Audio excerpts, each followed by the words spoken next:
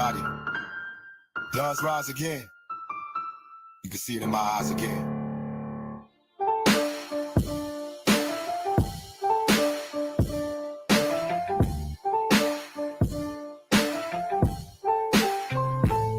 Kendrick, we need ya, the West Coast savior. Ain't Grady your name and some hip-hop history. If you deal with this viciously, you seem a little nervous about all the publicity. Fuck this Canadian light-skinned doc. We need to know the baby West Coast victory, man. Call him a bitch for me. Talk about him liking young girls, that's a kid for me. Heard it on the Budden podcast, it's gotta be true. They told me the spirit of Machiavelli is alive, and the nigga under 5'5", so it's gotta be you. I would beat the whole fucking game. It was me and Snoop Dogg, had my fucking shirt off in the House of Blues. Ken, you gotta fuck this nigga, girl, he gotta get abused. All that shit about burning tattoos, he's not amused. That's jail talk for real thugs, you gotta be you. Gotta leave this motherfucker broken and bruised before we really lose. You asked for the smoke, now I seen you too busy for the smoke. I won't lie, the people confused. Now you about to get this shit another week and fall back to homegirl, but running numbers up, I would've refused. For these industry relationships, she not in your shoes. You supposed to be the boogeyman, go do what you do. Unless this is a moment that you tell us it's not really you. In that case, there's nothing left to say, I just pass it to Snoop. Nephew, what the fuck you really got to do? We passed you the torch at the House of Blues, and now you gotta do some dirty work. You know how to move, right? Right?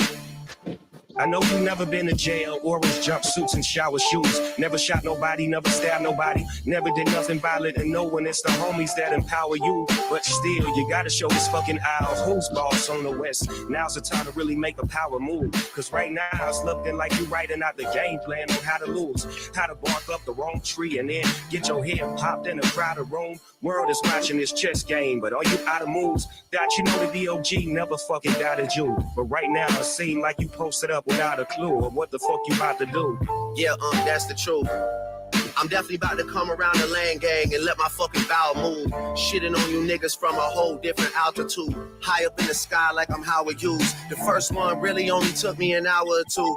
The next one is really about to bring out the coward in you. But now we gotta wait a fucking week, cause Taylor Swift is your new top. And if you about to drop, she gotta approve. This girl really about to make you act like you not in a feud. She tailor-made your schedule with Ant, you out of the loop. Hate all you corporate industry puppets, I'm not in the mood. I love it when you niggas talk loose like I'm not in the room. Since like that, your tone changed a little, you not as enthused. How are you not in the booth? It feel like you kinda removed. You trying to let this shit die down. Nah, not this time, nigga, you following through. I guess you need another week to figure out how to improve. What the fuck is taking so long? We waiting on you. The rest of y'all are definitely involved, y'all getting it too. Soon as you get the courage to drop, I'm out on the loose. On the loose.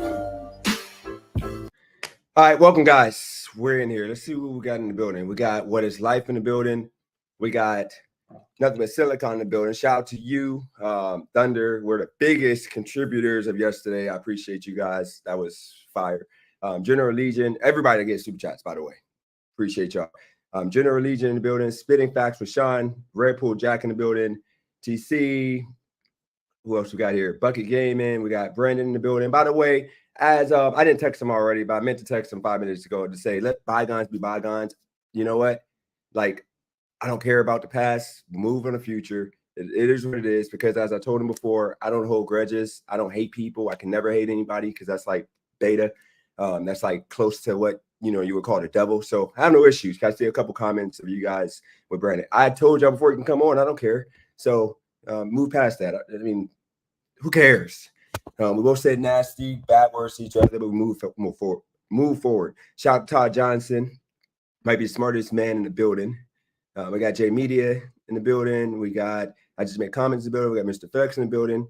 We got who else? We got Regis in the building. Shout out to Regis. We got Maverick Capitalist in the building. As always, I appreciate you, Mav.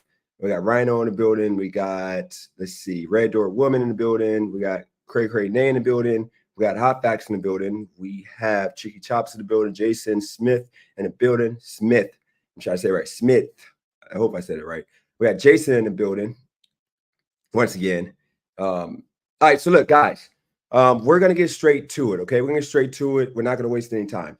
The whole point of this live is to address the yesterday live with Eli. I'm gonna call him Eli because he's not a real coach at this point unless he has a one-on-one with me and he can educate me on what makes him a real coach. I don't think he's a real coach at this point because a real coach would not have ran away from that smoke when it came. Because how, once again, we're gonna get into the coach Eli, but actually I called him coach because I just confused myself. Eli, because me to coach somebody and I'm living off somebody, not contributing, then I'm sorry. Guess what? I would be a hypocrite if I'm telling somebody else that they're going to be homeless and they're with somebody for financial reasons, but you're literally showing love to people for financial reasons. You're a walking hypocrite. You're not a coach. And we're going to get more into that. Roy is going to be a little different because I don't have any issues with Roy. The issue I have is I think that he allows, as a grown man, he allows clout, which is a nasty thing. We're all, it's detestable, it's despicable. I engage in clout sometimes, chasing as a grown man. And I think Roy is a victim of clout, wanting to feel important without, really putting in the work and not having anything to really say to that. And I'm not going to let him come on. I'm not letting nobody come on. This is my live today. I'm doing this because for an hour. And then I'm going to do later on tonight, we're going to have Craig, an interview with Craig, more so a conversation with Craig. He's going to clear the room. We're going to clear the air. Everything he wants to say, he's going to have full right and reign to say. And I'm not having it no other way. I want this to be done.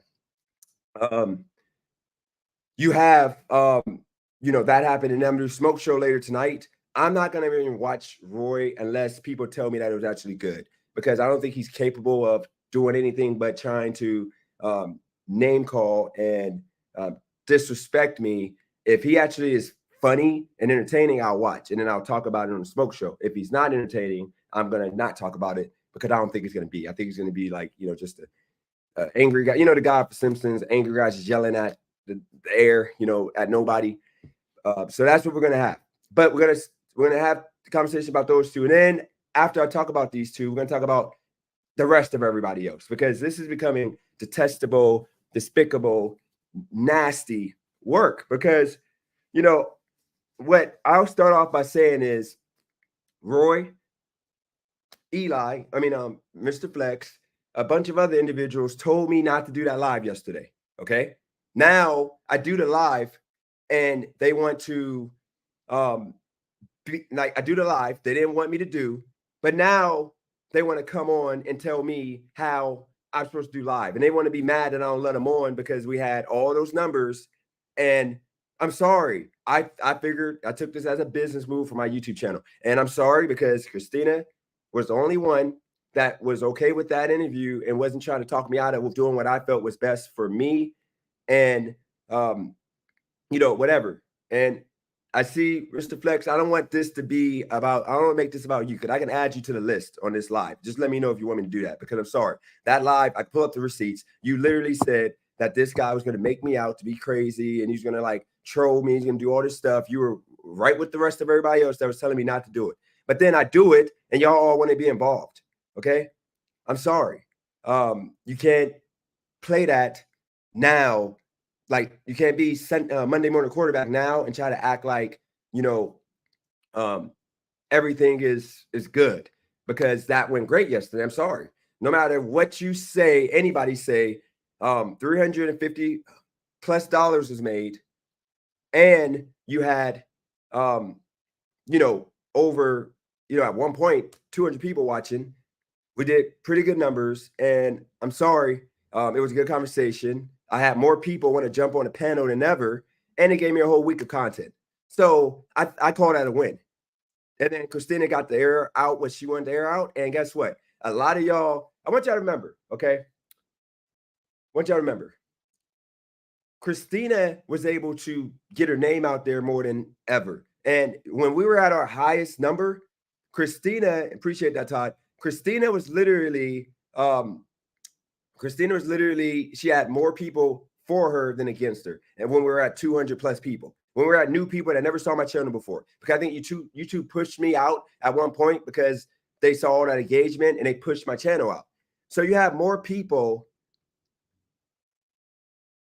you had more people that were showing love to me and her at that point than Eli. And that makes me think to myself, why would I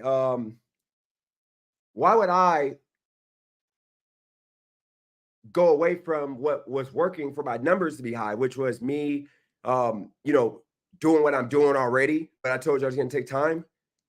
Why wouldn't I continue doing that when the biggest numbers that I had on a live, there was more positive people showing love than ever?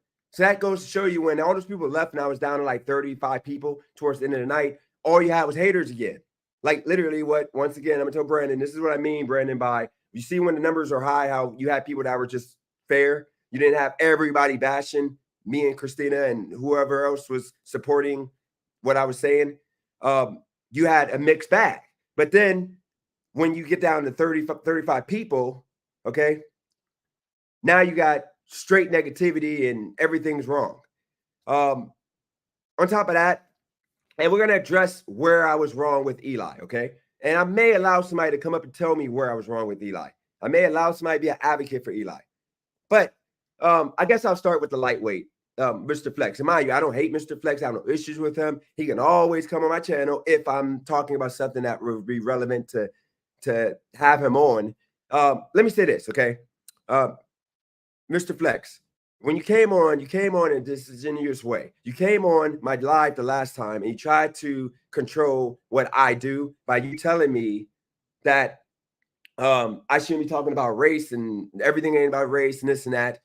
When I tried to tell you that until you have, something done where you have like, hundreds a month of Black people shot in a city and nobody's helping it out, I'm sorry, it's about race. Because if those are white folks, okay, if those are Middle Eastern folks, if those are freaking Russian folks, those are any folks other than Black people, people would stand up and do something. So when you came on telling me not to talk about race, everything about race, it's easy for you to say because you're white. And you don't have to deal with all this bullcrap that me as a Black man, we have to deal with. So situation is, you have that happening more than ever. Then me telling you about jobs that Black people need to stop being in the situation they're in with murdering, killing, and hurting each other, instead of you taking it to, you know what, Dennis, that makes sense. You had the audacity to say, why would they open up a factory in Chicago to hire crackheads? Like, dude, you literally refer to Black people as crackheads. Like when there's not even 1% of Black people that would be deemed crackhead. But that's the ignorance of the white man talking. You literally assumed that they're going to be crackheads being hired when 99.999% of people in Chicago are productive, good people that are just in a bad situation because of the 1% of people that are doing all the crime there. Literally, the 1% of Black people in Chicago are the ones that are killing, murdering, and doing all that. Look, Brandon, I thought to just rehash that. So, Brandon, if you want to do a one-on-one, you can have the conversation tomorrow. But don't do that, Brandon, because I'm going to just not rock with you. I've never, ever said that all Black people are criminals. Why would I say that? Okay, Brandon, I'm not a criminal. Yes, I might do things that are unlawful at times, but don't make me a criminal. Just like if you do some things that are unlawful as an American, I won't call you a criminal unless you are violent, unless you're hurting somebody. If you're not hurting nobody, at one point, marijuana was freaking illegal, and people did it anyway. I wouldn't call those people criminals, okay? So once again, we need to keep it real and understand that, once again, Mr. Flex, you said that crackheads, like what, they're going to want to hire crackheads? No, they're going to hire productive Black people who literally are going to, be productive, earn money for their family, and not do crime. Because guess what? You have a living. But if you don't have a living, then guess what happens? Okay, you're going to have to do crime to feed your family. What other options you have? And this is what Black people were put into because there was no support given. Now, of course, 2024 is easier said than done because, everybody has fair opportunity. I think racism is, for the most part, dead. But at the same time, when you have people like me that can't even speak a message to young Black folks that you can make it happen, but don't do this, don't do that, don't do this without being called Uncle Tom Coon, because that's the white power structure telling, want black people to be ignorant. Okay. Just like when you have, okay, so just let me show you how bias, just for example, this is why I don't rock with certain people. And this is what I mean by what it's like. Wrote that long paragraph about where did Brandon say that, okay? Where he didn't just say this, it's right there. So when have I ever said, y'all, if y'all can pull up a clip of me saying that all black people are criminals, then I would give somebody $500. You will never hear. I've never said that black people are freaking criminals. When I say the blacks, I used to say the blacks, I'm talking to the ninjas in our community. And it's a small few in every community that are ruining everything. But I've never in my whole life said all blacks. My grandmother wasn't a criminal. My mom ain't a criminal. She might smoke a little bit of weed. She might do some, but she ain't a criminal. Okay, my daughter ain't a criminal. My son ain't a criminal. His mom definitely ain't a criminal. So why would I even say that? So once again, this is what I mean by the bias, okay? When I say the blacks, I'd rather say that than say niggas. Unlike y'all that be saying the N-word, I think that's detestable, disgusting, filthy, nasty, absolutely nasty work. No, don't use the N-word, okay? I'm going to say the blacks. And when I say the blacks, I mean the people, the 1% under that are doing all the crime, murdering, killing, and whatever. But look, shout out that we got Pedro and we got Dash Church in the building. Keep this in mind. I don't mind if that's true. If you want to say you're an N-word, that's your right. Freedom of speech. But I don't want that on my channel. I don't want that in my presence because I don't like the fact that people say that, and back in the day when slavery was going on, they said that word to demean and destroy the moral and to show lack of respect for these people that they were freaking disrespecting. Okay, so that's the reason why my grandfather, who was part of the fight, my grandmother part of the fight, that none of y'all black folks, Americans, understand that they had to put up. They hated that word because they had to fight to get that word out of the vocabulary of white people. They fought. A lot of them died. Okay. Shout out to Nothing Silicon with the super chat. Les Eli. Okay, we're gonna get to him in a second. But they fought to have that word taken out of the vocabulary. Okay. But here's the point. You're supposed to respect and understand they don't like the N-word being used, and that's what I'm going to do. I'm not going to sing it in songs. I'm going to say like I'm going to say that. I'm not going to use the N-word because it's just nasty. Okay. So with that said, I'm going to wrap up the flex by saying, Flex, you're a homophobe, which is one reason why I never want to come on your channel and I don't really rock with you because you are a homophobe. And I have family that are in the LGBT community, and I just don't rock with people using that F-bomb. That's disgusting, detestable.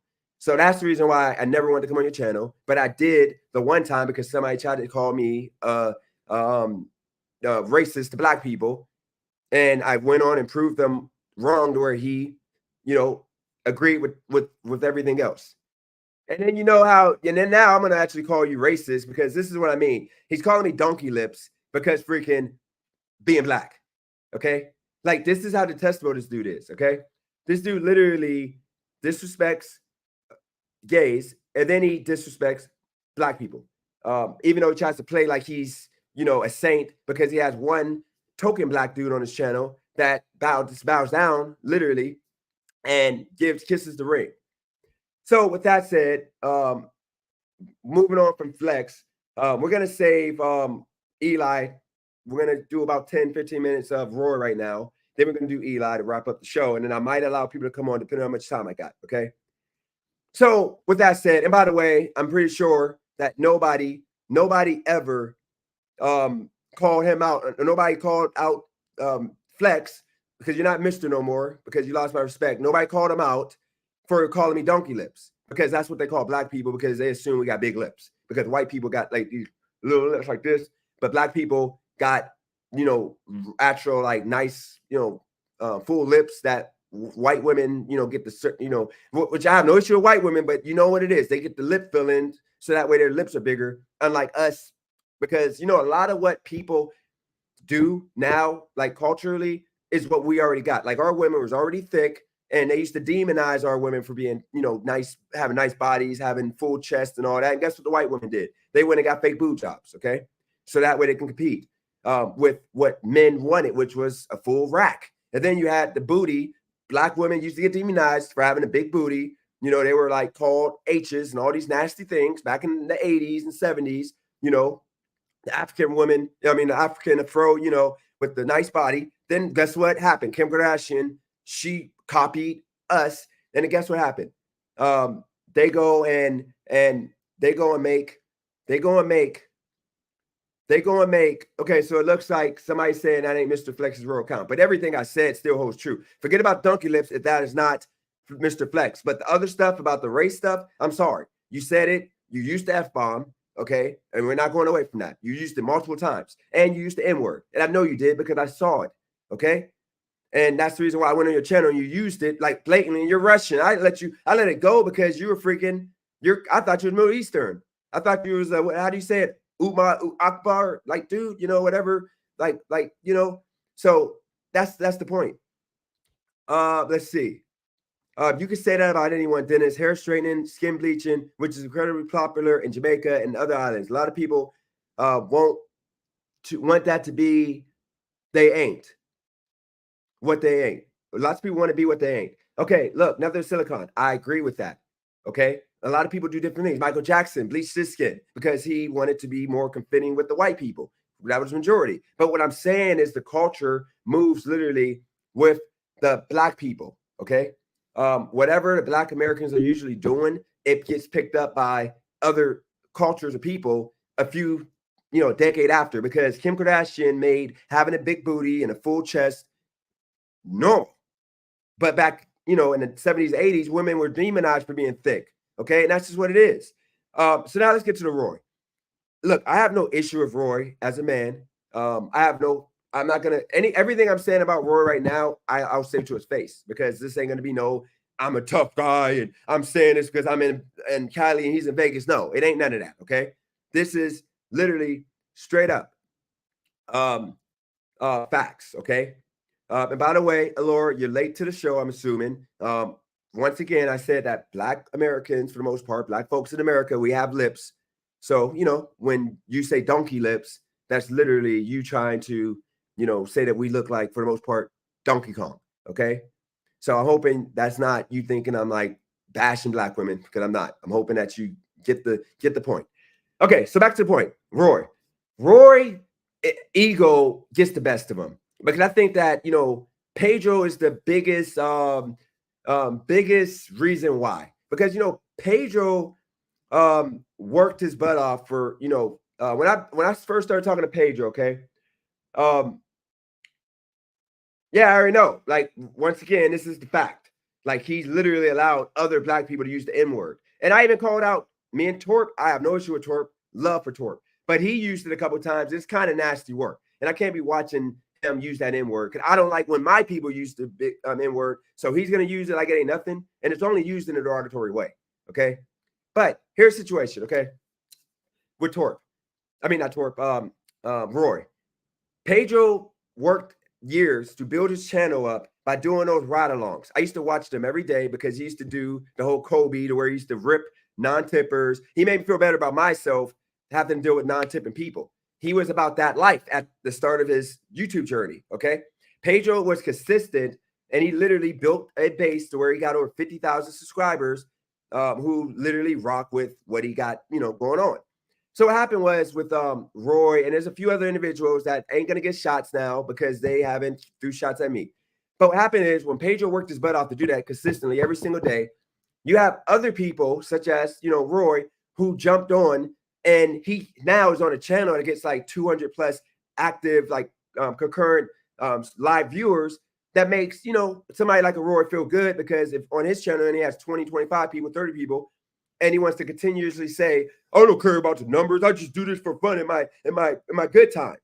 And he literally, and by the way, guys, I'm not even going to respond to Mr. Flex, because I don't know if that's the real one, and I'm not going to do that to him if that's a fake account, okay? Because once again, everybody I'm addressing plan on or has addressed me, okay? Eli made a whole hour video that I'm not going to watch, because I literally watched a whole hour and a half, like, freaking live that he did about Christina, and that I can't get that life part of my life back. Then I watched a whole 2 hour, I think, live with him and Pedro and freaking Hannibal. Like, I can't get that part of my life back. That was 3.5 hours that I had to watch to prepare. And I took notes and did all this stuff, and he ran away. That's the reason why I feel some kind of way about him. These two people. Okay. So back to the Rory situation.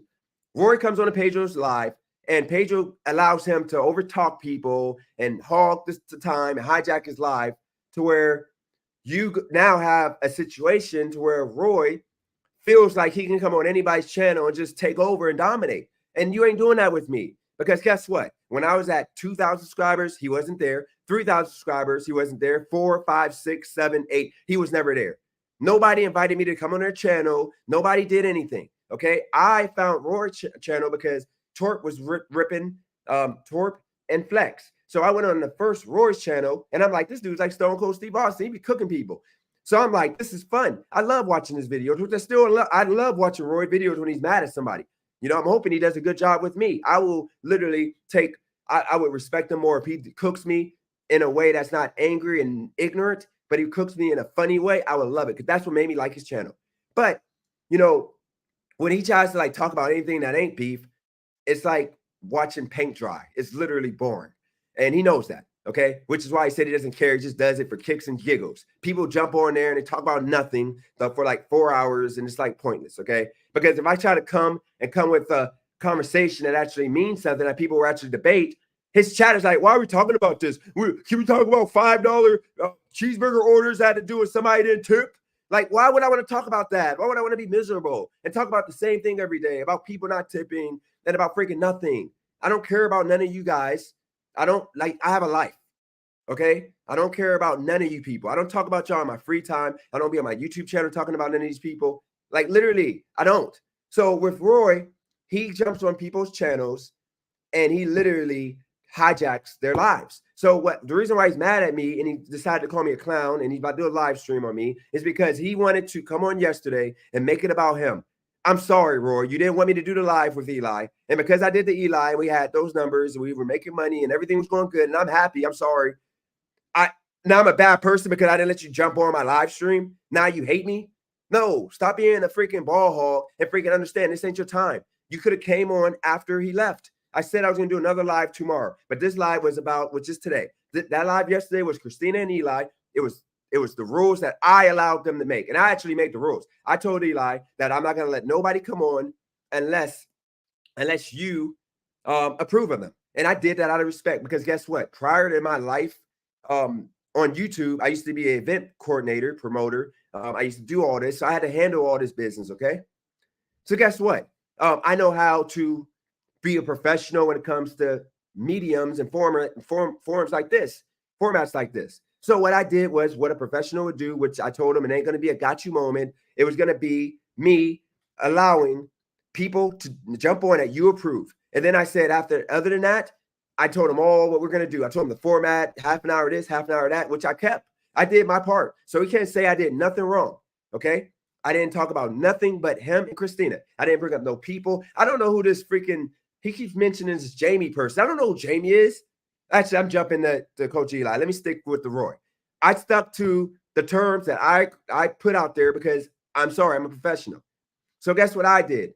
I decided to conduct that conversation as stated in that email.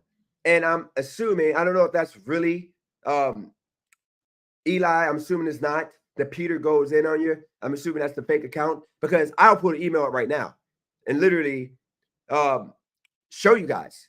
And Pedro, just shoot me a message on Instagram or something or email. The Amazing Hustle. I forgot to email you. I told you I'm ADHD. I'm probably not going to email still. I'm going to forget by the time I'm done with this. So just remind me and then we can do that. But here's the situation, okay? I did everything that I stated I was going to do in that email, okay? And Roy was upset because he was in the chat trying to jump on just like other people are trying to jump on. And I'm sorry. He is not above anybody else. Everybody's equal on this channel. I'm sorry. Because none of you guys contributed anything. Okay, I appreciate that. So, Paige, let me find it real quick. Let me see. I'm going to take time out to do that because I'm not even going to front. You know, Pedro's probably one of the only people I would actually say I'm a fan because I don't fan for people, literally. Lil Wayne and other than that, yeah, I don't call myself a fan of really nobody, but what Pedro's done on YouTube, I absolutely respect it.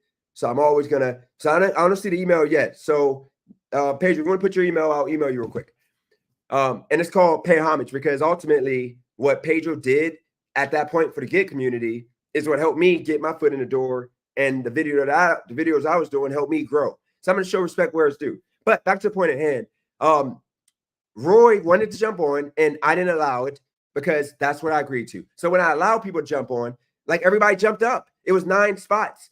They were all full. I'm not going to kick people out and be biased. He decided to jump on, which he did, and he decided to try to tear into Christina. Then he decided to go into me a little bit. I'm like, dude, just because I didn't let you confront Eli and make this live go unhinged more than it ended, the way it ended with him and with Eli and Christina, I'm sorry. That's not your choice to do because I told you guys I was doing this live. Y'all didn't want me to do it. So I do it. And now you're supposed to take it over and dominate. No, it doesn't work that way.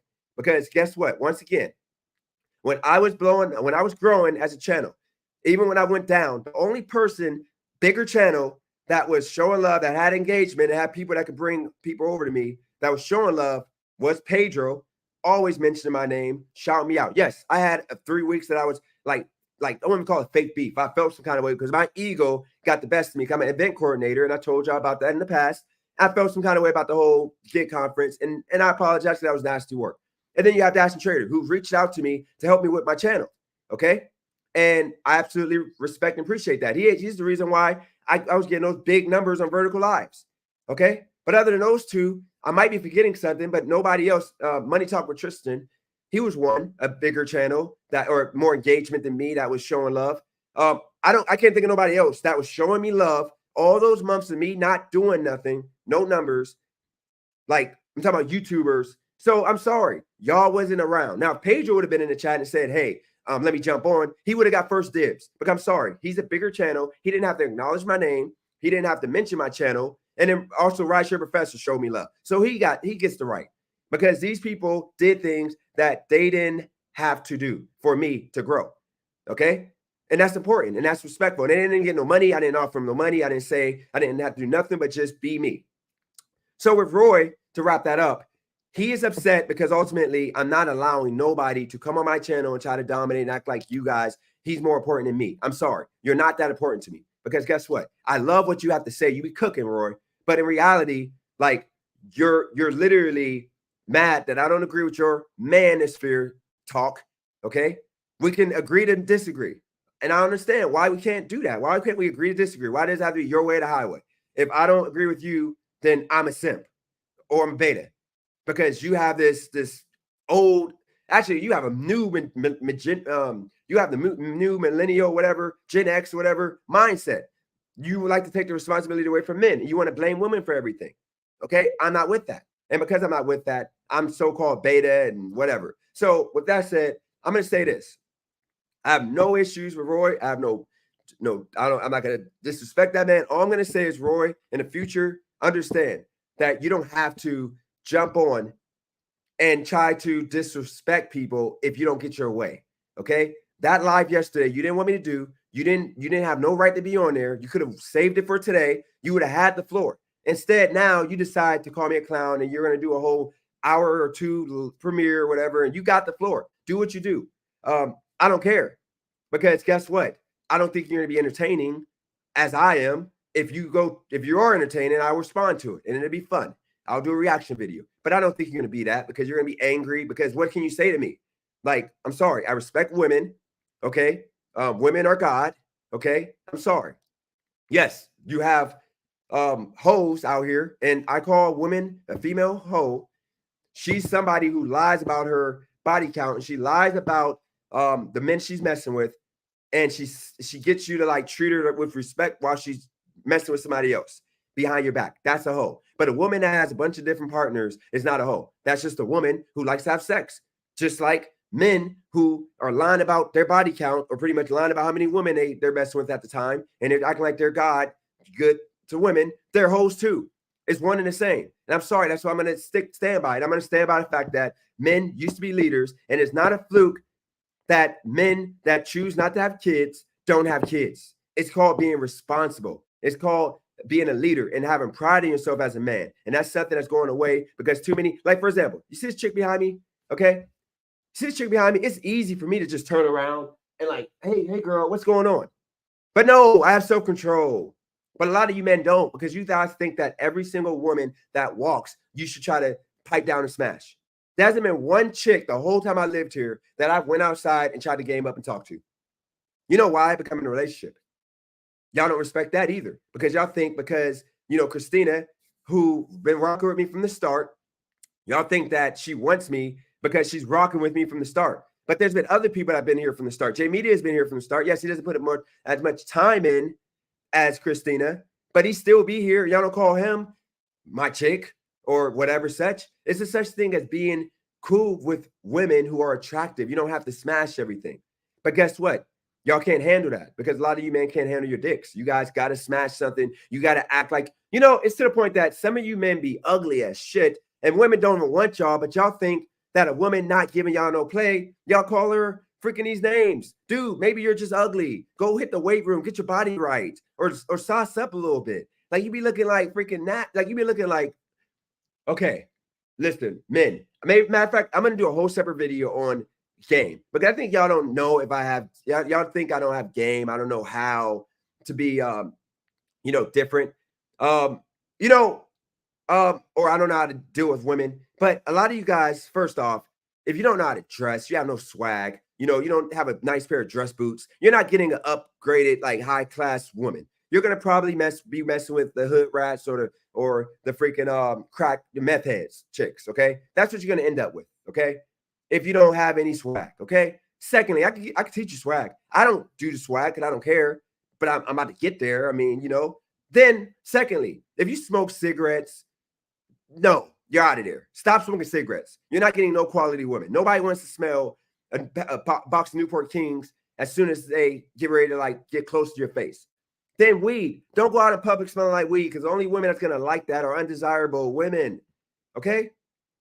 Like if you literally look like you stink, then do something about it. Okay? Put some Vaseline all over your body, you know, like maybe smile a little bit, maybe like put some cologne on so you can have confidence that you don't smell.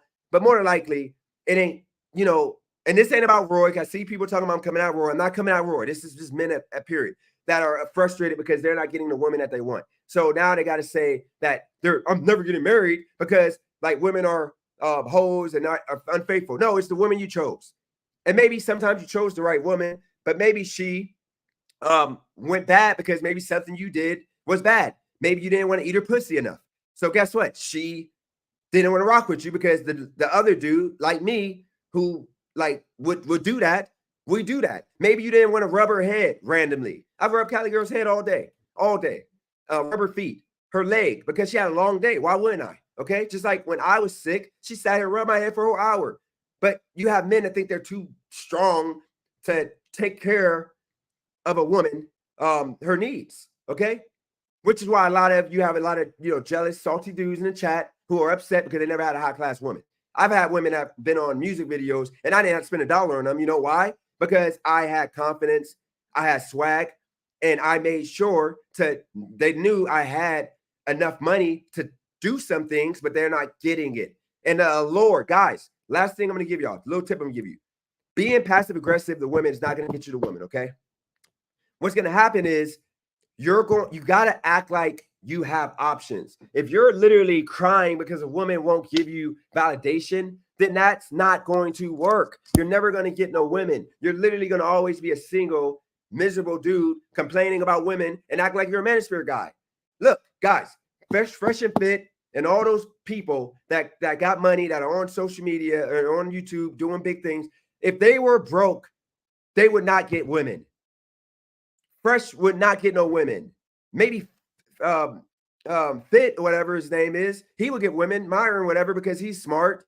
You know, he works out. Women want that. Okay. And he got money outside of this because he was like a CIA agent or something. But Fresh is bringing a lane. But you guys be trying to act like y'all on that level. Y'all ain't got money. So if you don't got money to talk crap about these women that you trying to talk crap to, your opinion doesn't matter because you're not getting the women anyway. So stick to your meth head chicks and your freaking, you know, crackheads or your freaking hood rats. like I used to do when I didn't have confidence. I didn't have no swag. I had no life. So I was messing with freaking low bottom feeding chicks. But guess what I did? I boosted up my confidence by making a YouTube channel that popped, that got the viewers, that made me money. And guess what happened? Okay. I qualified myself to be with somebody who is highly qualified. And you know what's crazy?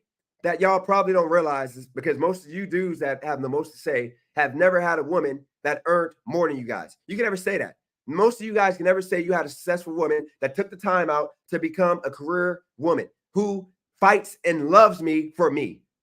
And you know, a lot of times my ego, because of me engaging with men, a lot of them in the chat, I try to be, hey, I don't need you to do nothing for me. I don't want this and that. Guess what? I'm sorry. I'm back to me. You're not having that no more. You're not having that type of energy being played out no more. Because ultimately it comes down to, I'm going to say what I want to say. I'm going to continue growing my channel. I'm going to continue doing me. And y'all can sit and stay where y'all at. Because ultimately, I'm not going to allow myself to be belittled for the sake of making you guys happy, because you guys are so inferior when it comes to dating, when it comes to life, when it comes to anything other than going to clock in and being a freaking slave to the system. I'm sorry, I don't want to be a slave to the system. I want to be a freaking person that are able to retire with the life that I want, not the person that got to retire at freaking 80 and like live with the mom or with the grandkids because you don't have anywhere to go. I don't want to be that guy.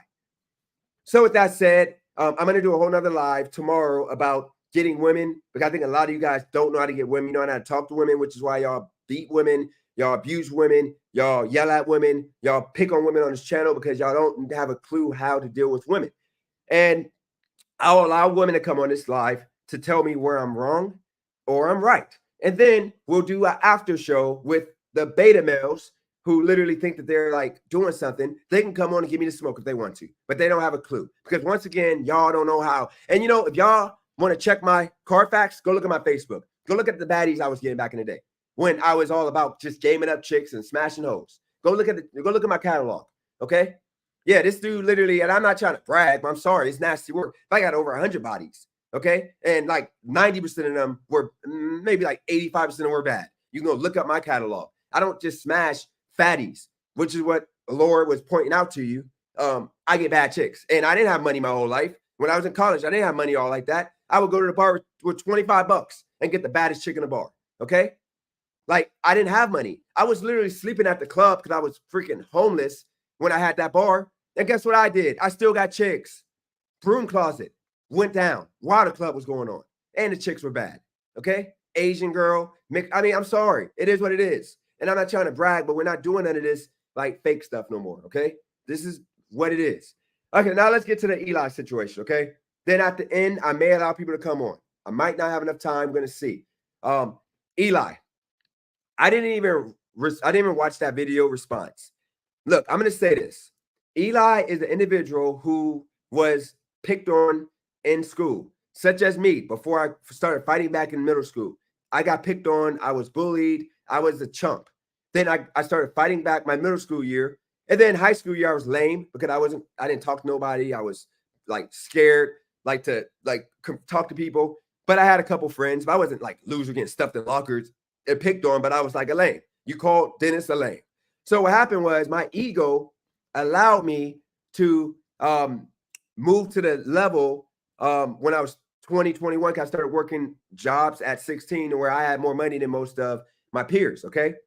So I would literally throw it in their face by taking their chick, because at first it was about me having more money than them, because I was working like regular jobs, making like $2,000 to $3,000 a month in Youngstown, at the point to where you only had adults making $2,000 a month, but I was working like 60, 70 hours. I was the dude that was on the bus getting dropped off in front of parties because I just wanted to go and try to say, hey, I'm here.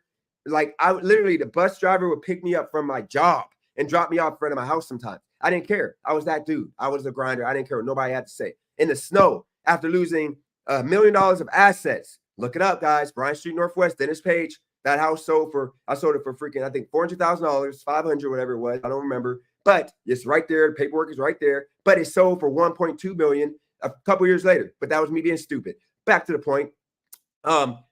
After blowing through all that money, what did I do the month after I blew all the money? Okay. I went right to the job, to a $10 hour job. I went to VXI and started working like nothing. Okay. And I grinded my way up, did what I had to do. So the whole point with Eli is Eli was bullied. And Eli is not right now. Like, you know, in California, this is a California thing, guys. Me and Cali Girls talking about this because literally everybody that I know that I've met live with their parents here. Okay.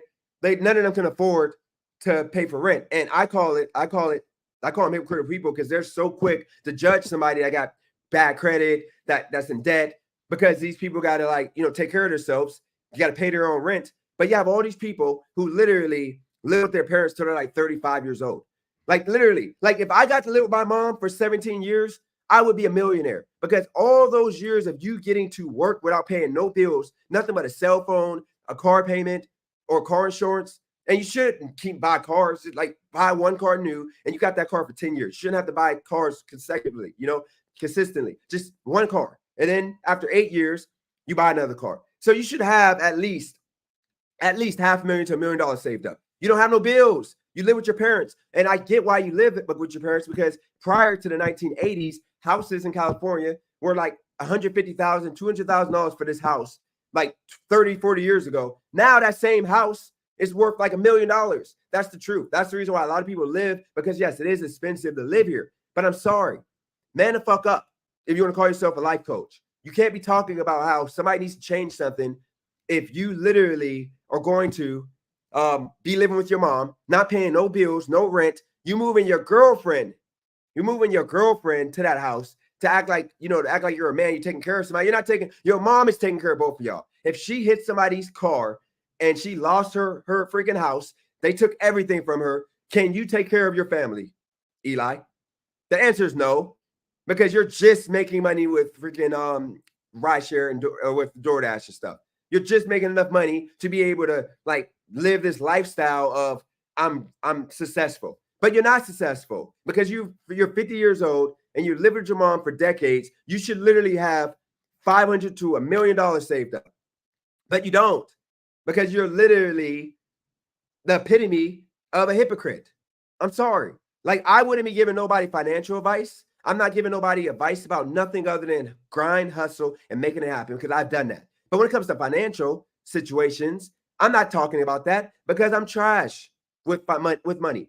I would be a hypocrite to come on here and talk about, listen, guys, go get your portfolio. That includes some investment in real estate, includes, you know, crypto, includes. I would be trash.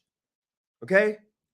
And it looks like nothing silicone. You said Eli only did DoorDash for a few months. Got you. But either way, once again, he could be working right now at Panda Express making $21 an hour. Okay. $21 an hour, $800 a week. Okay. What would that be? $3,200 a month. He could be making right now.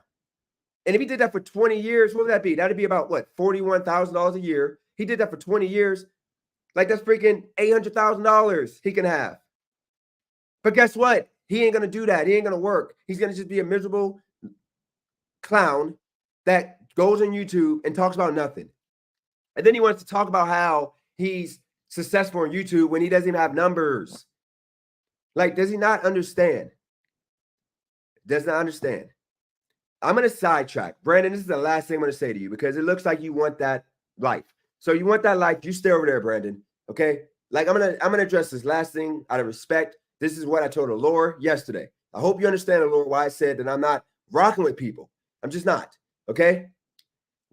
It's $21 an hour to start for Panda Express in California. Okay? So you're making $3,200 a month. If you don't have any bills, then guess what? That's a great job to have. I have bills. I can't work at Panda Express because I don't want to work 40 hours and then have to work another 20 hours to pay all my bills and save for retirement. Okay? Ain't happening.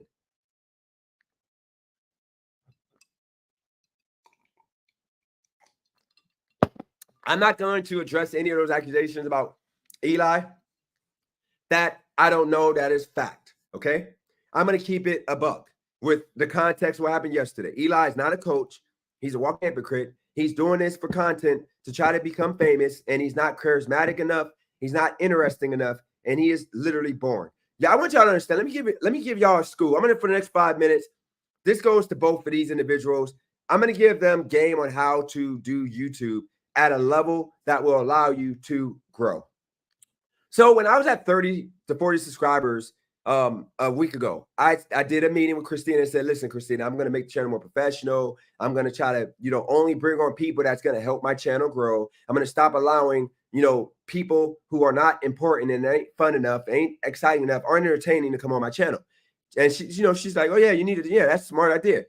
So when I decided, shout out to Rageface for becoming a member, when I decided to stop doing YouTube for a few days because of that job and a bunch of different things, I decided and made an executive decision to treat Eli with respect and do that interview with Eli because I felt that was going to help my channel increase, because a lot of people that don't like him, it would put eyes on my channel. And it would also put eyes in Christina's sake, for her channel. So I did that. That was a business move. That's the same thing as somebody booking Drake, which I should have did when I had the chance, 50,000 for 5 shows. In 2009, when he blew up, right before he blew up, I messed up and fumbled that back. But you got to jump on something while it's hot. I knew Eli was going to be hot. It was a business move. I knew that I was going to do numbers, and that's exactly what happened. It wasn't nothing but that. And that engagement allowed YouTube, because a lot of people that stopped coming to my channel has come back. It allowed people to be seen or shown my channel being on live, coming on. Now, a lot of these people are back rocking with me.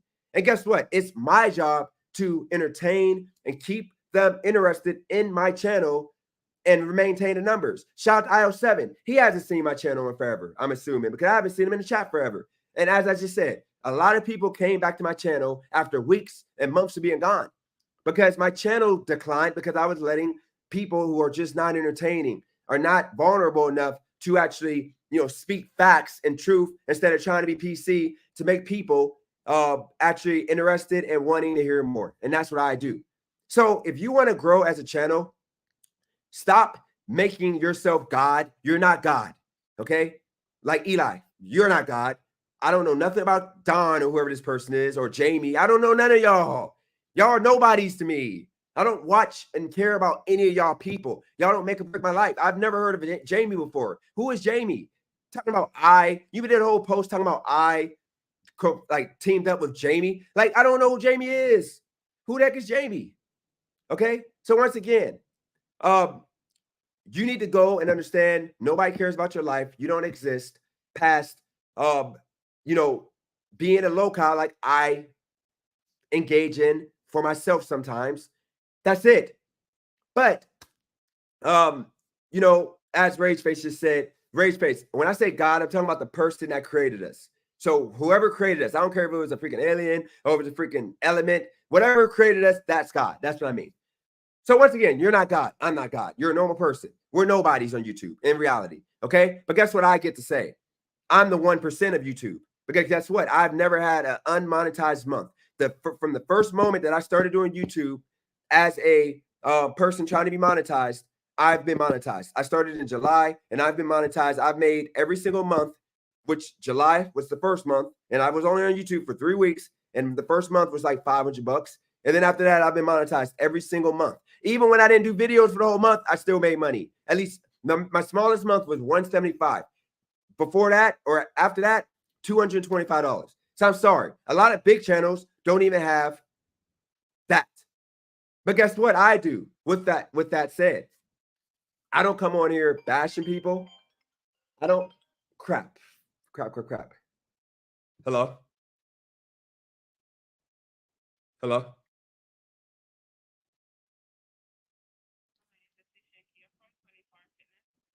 Okay, so I don't go on here bashing people. I don't go on here trying to, make people feel bad about themselves. I literally try to give people a good time. I try to talk about things people want to say. Okay. So with that said, stop making it about people. Make content about you, your life, your struggle, experiences you had. Like I'm going to now push back my video that I'm going to do about that whole situation with the Coachella, I'm gonna push that to next week. Okay, I mean to tomorrow. I'm gonna talk about that experience. That's gonna be fun because there was a lot of stuff that happened. Okay, I gotta talk about the feminists that were there. Like a woman literally yelled at this dude because she was like, "All right, boys, I'm on my way." Like a strong, like, you know, woman, and the dude was like, "Yes, ma'am," and she's like, You have the audacity to say, "Ma'am, like I'm old." Like that's so disrespectful. He's like, "Okay, I'm the most disrespectful person you know." Like it was so much nasty work. I'm going to talk about that. I'm going to talk about how unorganized it was to where people were making a point to not do work while I'm trying to actually be a worker and I'm doing all the work. Like it was literally, and you don't get rating for doing work. You don't get nothing other than they call you back for another gig. Other than that, it was a trash situation. I was at the bottom, worst situation to be in, but I got through it and it was good. I made $1,000 pretty much in 3 days. Okay. We had that happen. Okay. You talk about life experiences in the past you had. I talk about me fumbling the money. I talk about when I sold weed at one point being stupid. I talk about me being a simp to the wrong women, to hood rats, you know, paying people's rent for no reason just to try to, like, you know, like you had, or not do that, but I'm talking about be with them. You know, and actually, by the way, guys, I never paid nobody rent. What I did was take over a lease of a woman and let her stay with me. And I thought we were going to be together, and I got gamed. Okay. And she moved in a stud who made sure nothing happened. But we ended up having a threesome, me, her, and not the stud, but her and the chick, her friend that I gamed up to make her mad. We ended up having that a month later. So bottom line is this. These are experiences you can talk about. People will enjoy and want to hear. But instead of doing that, you literally go and talk about people that nobody care about. Nobody cares about Roy, Eli. Nobody in reality cares about me. Nobody cares really in reality, maybe about Pedro because he's a bigger channel and he might bring some views. But in reality, if you're trying to make thousands of dollars talking about you lost $1 million doing YouTube because of people, you know, messing up your accounts, dude, talking about Pedro and Dash and Trader and all these people, Flex and Roy and Torp, that ain't going to make you $500,000. Okay, none of these people get thousands of numbers. None of these people get tens of thousands of views on their videos. I'm sorry, you just don't do that. Okay, like it's a waste of time. Like you literally are wasting your time. Like you doing that video. Like let's just see for sake of just knowing. Let's see how much money. Let's see how much money, or how many views that response video that he did. Okay. Let's see if he wasted his time, an hour and a half out of his life, talking about me and Christina. Okay. That video did 380 people. Dude, this is not making you $500,000. This ain't making you $500,000. You might make off this video 50 cents. Okay. Like, look at your chat. There's no engagement. I went halfway through just to see how his engagement was. He had like 4 people in here. Let's see at the end. Like, bro, you literally had the same 5 people. This is trash. This is why you're not growing as a channel, because you have no engagement, okay? Because you're talking about people who don't matter in reality, and nobody cares about me and Christina in the big scheme of things. Talk about somebody more important. Talk about freaking, you know, Trump, or talk about freaking, you know, like somebody that matters, okay? Not us, okay? So once again, you're not going to get to a point of being a big channel, which is what we all want. Nobody on this channel wants to be nothing but a big channel. Nobody's doing this for the passion. If that's the case, then stop being mad when people don't let you on their channels. Okay. So with that said, you know, I'm going to do what the plan of action that I got, call to action, whatever you want to call it, that I got right here, that I'm going to do to grow my channel. I told y'all by the end of this month, I want to be at 100 people concurrently on my lives. Hopefully we get there. Maybe we might not get there, but that's my goal. And by the end of the year, I want to be at 500 people concurrently. That way I'll be with 500 people concurrently, with me having 5,000 views a video. I'll be at $5,000 to $10,000 in YouTube revenue. And I'm sorry, guys, because a lot of you guys may not know this, but I actually saw that at one point. You know why I saw that? I saw that because of the fact I decided to talk about vulnerable moments in my life. And people were fascinated because it made them feel better about themselves. It made them feel like their life mattered. It made them feel like, you know, they don't got it all as bad as I got it. Okay. Like not everybody is struggling. in life. You know, a lot of people understood my message, and that's the reason why they related to it, and they ultimately respected it. You know, they respected it enough to, you know, hold it down and engage in my videos, with my videos, to, you know, make my message clear. And that's what we did. But I think we're to the point that a lot of people refuse to just do the work on their own. They're just piggybacking on trying to jump on somebody else's, you know, fortune. And it shouldn't be that way. Why should it be that way? Why should we allow, you know, why should you allow yourself to fall into that bucket of, you know, jumping on a bandwagon? I don't know. But with that said, guys, you know, I think that, one second, I'm trying to pull this up real quick. I think that we're to the point now. Oh, let me see here.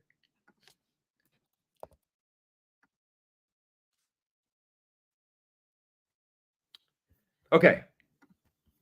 So back to the point. That's all I have to say about really Roy and Eli, because once again, they're not important for me to continue going in on these two individuals. They can have it. Y'all got the floor. Do whatever y'all do. I'm going to continue growing and doing me. So now for the next 10 minutes, I'm going to respond to the chat.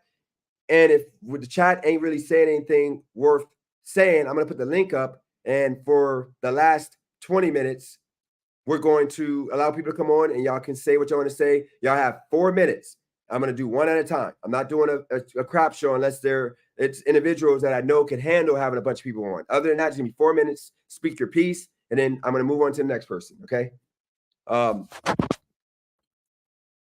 So guys, the sponsorship deal, I'm not going to announce it yet with the actual big one. Okay. Because of the fact I have to get the graphics, I have to get everything together. Okay. But when it comes to the other sponsorship deal with Temu, okay, I've used some of their products. I know it's a legitimate company. They have some good products, you have some bad products.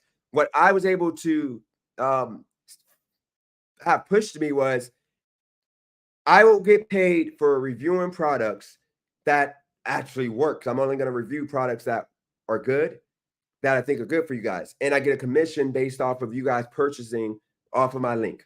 Okay. So we're going to be pushing Temu on this channel. Okay. So that's what we got going on.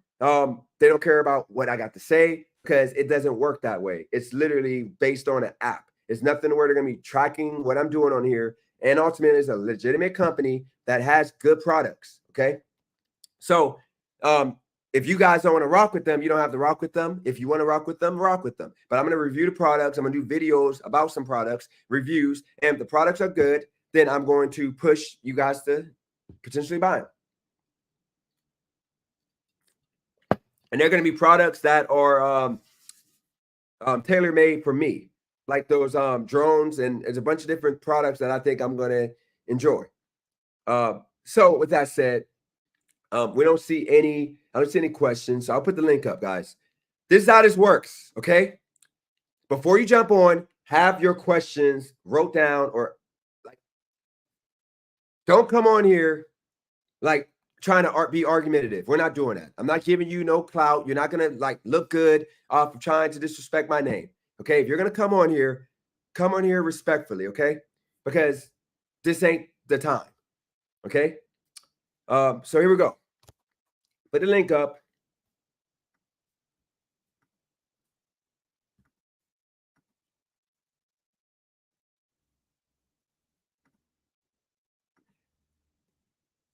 So Rage Face. Yes, Amazon, I can do the same thing. But here's the issue with Amazon. From what I've seen, a commission ain't that much. Ain't that much unless you're a bigger channel. You got more people buying. But you're right, Rage Face. And I'm actually considering going the Amazon route, which is why I didn't push Temu yet. Because I don't to the point of pushing a company that I don't believe in. And Amazon, I got to make sure that it's the right commission and the right product to push. And of course, Amazon's way more to push a product you actually make money on. Okay. I see that, Brandon. Welcome to the live. Now, Brandon, as I said before, this ain't gonna be combative. This is gonna be a constructive conversation. So we have 3 points of topic we can go to. We can go to, you can address the live yesterday. We're one-on-one. You can address what I've said today, anything, or you can address the whole what you guys saying in the chat about me being a beta male, paying for women or doing all this stuff. I can tell you the backstory because once again, you don't know my backstory with me and women, how I was abused and how I got my payback by gaming them up and breaking their hearts at one point. So you take it, you tell me what you want to talk about. Birdman, yo, all three of y'all. Just wanted to get that out there because you was saying that. That was funny. So what I would like to discuss is this whole relationship advice stuff. I think we're better suited in this scenario, given that like how you address things, it's kind of like on the pay to play kind of scheme. There are factors in relationship building that are not like looked at in a favorable light, which is fake. You got to be real to yourself. You have to be able to show people who you really are. A lot of people don't really show their true colors until you live with them. That's when you start knowing an individual really. But being cordial, respectful, and able to have a good, engaging conversation is good, but not about how much like bread you're willing to spend or how much you buy your clothes. Look, I'm gonna show y'all what I'm wearing: a USMC shirt, and I got blue jeans. All right, I wear Air Forces. This is like my regular attire. I hate dressing up, but I can guarantee you, I can have a conversation with a senator, and we are gonna sit there and have a good, engaging conversation with what I'm wearing, because it's not about what I look like. It's about what's up here. And I think that, and also in here, when you're looking for a mate. So we don't need to be sharing in there and spreading those like kind of propagandas and fakeness of, hey, if you buy a lot of stuff and you have a lot of money, you drive a certain car, you're going to get women. That doesn't usually work that way. A lot of women are petty, and you're probably getting the gold diggers. You want to stay away from those people. You want some that have a career. You want people that have goals in life. In order to get them, you have to be true to yourself. Now I'm done. Okay, so Laura, let me respond to that, and then you got the floor next, Laura. And then after Laura goes, Brandon, you can respond to what I got to say here. I'm trying to keep it within 2 minutes also. So here's the situation, Brandon. You got to understand, we all are different as people in America, okay? You have some people that care about materialistic things, care about having that baddie, care about being, in the nicest car that's comfortable. Then you have that being in the nicest clothes because we like the material, we like how it fits. Then you have people who don't care about those things. Simple people who don't care about having a whole lot of money, don't care about having the biggest, nicest house, don't care about having the nicest car, don't care about having the most attractive woman that would turn heads, don't care about looking a certain way. Two different kind of people. And then you got people right in the middle. The problem you face is, Brandon, people who don't want to strive to be what maybe I would want to be, and some people want to be. You guys are quick to down the way that we want to be in life, such as me keeping myself groomed and shaved at all times, trying to keep my hair looking fresh as much as I can. I want to look good dress-wise at all times. I just like to look good and feel good. At one point, I was shallow, and I was only talking to the baddest chicks. A lot of them, not gold diggers, a lot of them were materialistic women where I knew I was going to be with them, but I wanted them at that moment because I like to, when you're hitting something in the back, you like to, you want to look and man, this is freaking nice. I'm sorry. View. So maybe you do that, and you got to do these things to get those kind of women. Now, I've also had attractive women who didn't care about all those things, such as what we have with Cali Girl and a few other women I had in the past who are attractive, who literally don't care about the materialistic things. But a lot of these women care, because when you are coming from, once again, a Black culture community, most of the women in our community, especially the baddies, they care about your financial status. They care about what you wear, all these things. And if you're only dating Black women, that's something that you conform to. Now, white people, different. White people literally can come in with freaking Dockers, some freaking trash boots, and freaking a polo shirt, and they'll get all the women because the women care about the status more so. This guy's a tech guy, or he's a freaking doctor, he's this and that. That's all they care about. So it's just levels to it. So I'm just telling you, a guy that's not there, this is what we got to do. Laura, you want to address what I just said, and then Brandon can respond back to it. Oh, I didn't Okay. I had a different question.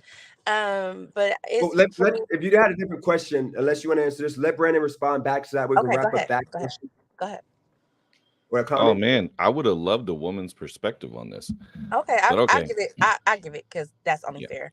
yeah. I really believe it's preference.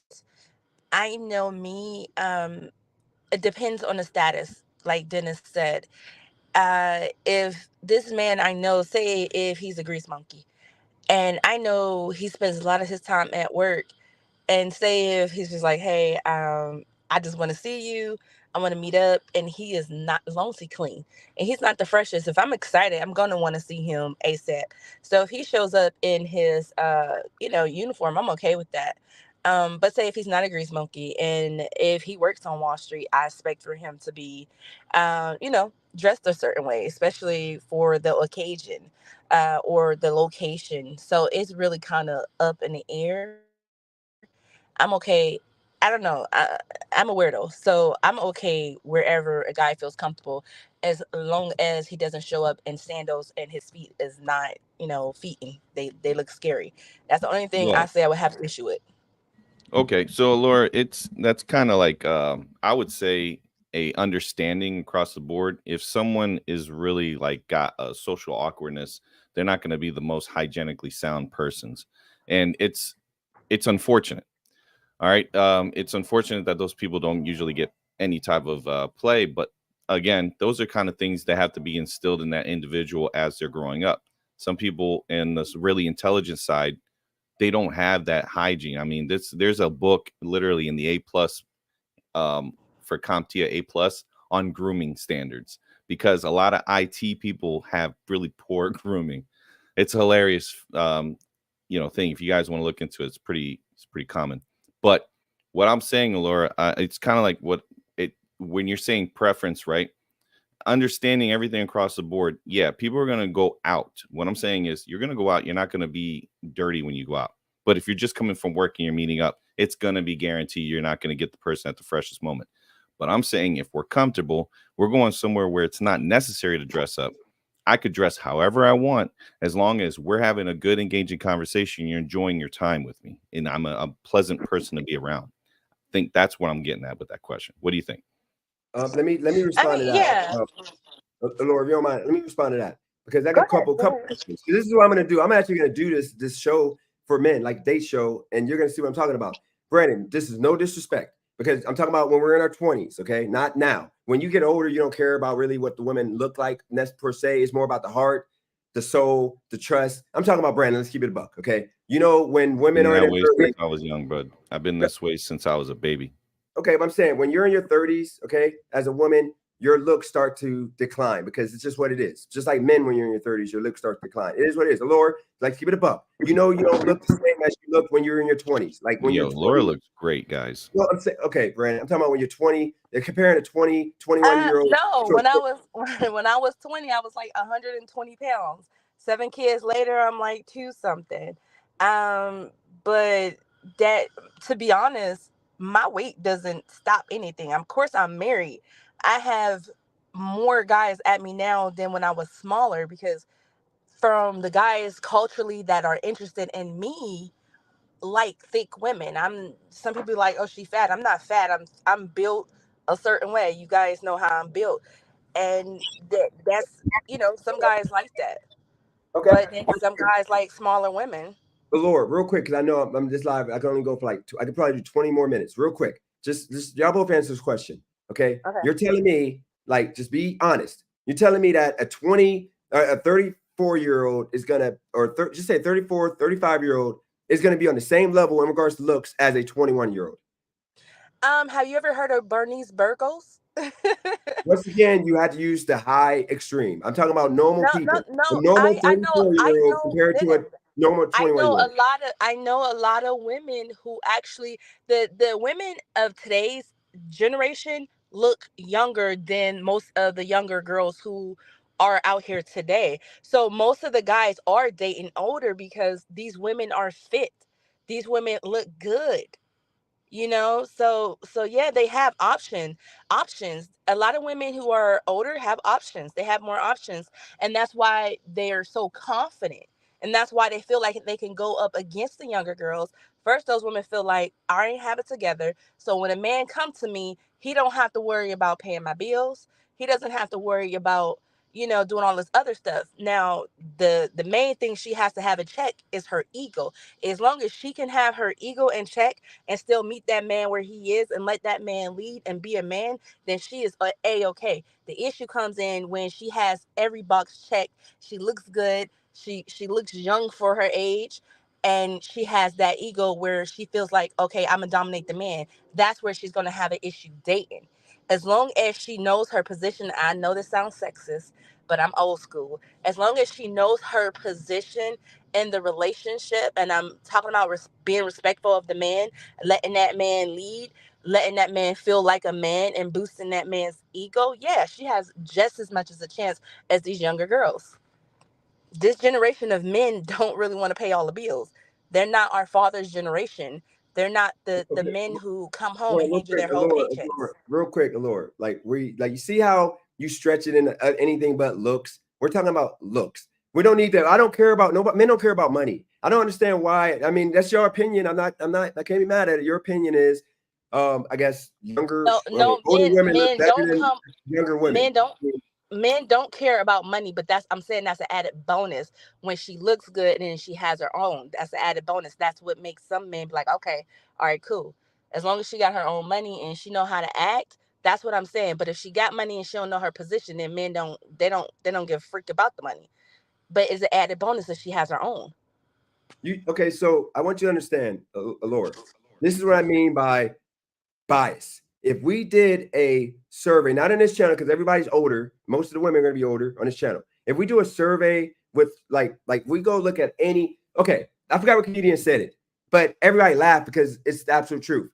Nobody ever in the history of whatever said, man, I can't wait to go get that 40-year-old pussy. Like nobody said that. Like it didn't happen. Like most people, I'm sorry, that's like that. It's like with men. Women don't want a 21-year-old dude because most of the time he's gonna be broke. He's not going to have experience. He's not going to be an IT professional or doctor or whatever said. He's going to probably be a guy working at fast food place while working in school, doing school. Women don't want that guy. But when he's 35 to 40, and once again, he's an IT professional making $100,000 plus a year. Now women want that guy and they don't want that 21. So the man increases in worth to a woman in old age. But when a woman is literally moving past 26, usually her body doesn't get better, it gets worse because most women don't work out anymore. Secondly, most women they're stuck in their ways. No man can tell me nothing. When you get past 30 years old, y'all too strong and not really feminine and not really, unless you've been catered to your whole life by a man. Otherwise, you're going to be strong. I don't need you, but I want you, but I don't need you. I can do it myself. You got to understand that there's a lot of baggage because of men cheating on y'all and y'all being single in your 30s that men got to deal with because of you guys dealing with those loser dudes instead of a Brandon. Okay. So the point I'm trying to make is nobody in history other than, I mean, if you want me to make you feel better, I guess like I'd rather have a 35-year-old. And right now, yes, I would rather have a Cali girl age than a 20-year-old chick because I'm 7 years old. But if I was freaking 22, 23, I don't want no freaking 30-year-old. Like majority of people in this country are going to want the young dudes nowadays are marrying the older women. And like somebody in the comments said, they want the rich outliers. They want the rich women who are secure. The younger dudes, just generalizing this whole generation would be a disservice because everything is backwards now. It's not the same thing as it was years ago. Young men, their thought process has changed, and older men, their thought process has changed too. I guess. I mean, I'll leave it to you, Brendan. Last word. Okay. My phone rang. Okay. I don't know. It's literally preference. We can't generalize and speak for everybody because, like I said, it really depends on who you are, how you carry yourself. And if you are someone that a guy feel like, oh yeah, she is older, but I'm gonna rock with that. It just depends. I'm not gonna say every 40-year-old out here got that option because I'll be lying. You know, here's the thing. I'll end it with this last question for Brandon real quick, and then we'll come up with another topic here before I have to get going here. Brandon, this is no disrespect when I asked you this. I saw what you were saying in the chat. It's whatever. But my question to you is, like, because I'm on paper with me having women that would be deemed 10s that I have not paid for. I actually had a chick that was cussing out another baddie. Like this dude had his meat in my mouth all night, and that's what we did because the chick was trying to like come at me because she was mad that I didn't want to rock with her no more. So she was in my comments, and the chick said, no, his meat was in my mouth all night. And this was a baddie. This was a black chick baddie. Oh, you're talking about girls, not guys. Okay. Yeah. Sorry. I got lost in this conversation. Yeah. So the question I got for you, Brandon, is can you say you had a 9 or 10? Because it seems like you have hate for men that would say they want a 9 or 10. Because when I was in my 20s, I wanted 9 and 10s, period. I'm sorry. I didn't want a 4 or a 5. Now, at 30, my thing changed where I messed with women that would be deemed a 2 or 3. Like the chick in Wilmington that had the big boobs. She was probably a good 3. And then the hood rat chick, she might have been like a 4. But, you got to understand, like, that's when I'm like wanting the heart and all of that. I didn't care about looking at that woman I'm smashing. So my question to you is, because you it seems like you have hate for men that will want a 9 or a 10. A 9 being Beyonce, Rihanna being like an 8. Okay, a 10 would be more of like a Eva Mendes. Okay. Okay, chat. He's comparing unobtainable people in the number system. You're Hollywood 9s and 10s. No, I'm not talking about Hollywood 9s and 10s. This stuff. I'm not talking about their career. I'm not talking about the career. No. You said Beyonce and Eva Mendes. No, dude. Realistically, a 10 is like a freaking Khloe Kardashian before she got the work done. No, dude. Your eyes are blinded by this status you're trying to achieve, and it's like it's warped. Let me tell you, guys, you also have to realize beauty is truly in the eyes of the beholder. In the eyes of the beholder. We're gonna do this right now. Okay, we're gonna do this right now. Okay. We're gonna do this right now. Hold up. I don't want to like compare things. Hold up. Dennis, you were comparing what you had. They're not around anymore. Why don't you put up Cali Girl and I put up my chick? You're mad at men that you're mad at men that in their 20s they wanted these women and they worked their way up to get to that level. So let's talk about if you had one of these level of women that men wanted back in the day when we just wanted a woman that looked good. We didn't care about the heart, the soul. We didn't care about nothing. So let's just say this, okay? This chick right here would probably be considered like a 9, okay? This chick right here, 9, okay? For some dudes right here, which not for me, I think she's like a 5. This chick, with the way her body is, can you see her face? A 9. No, it don't matter about the face. Dennis, what you're doing is you're not even letting me answer the question. This chick, go ahead, Brennan. Let's do ratings real quick. I'm gonna tell you right now. Look, dude, stop, because you're not even letting me answer the question. I didn't say I hate on dudes that want to chase unobtainable women. I'm saying be kind of like know where you are, where you sit in reality, and that's the person you're probably gonna achieve.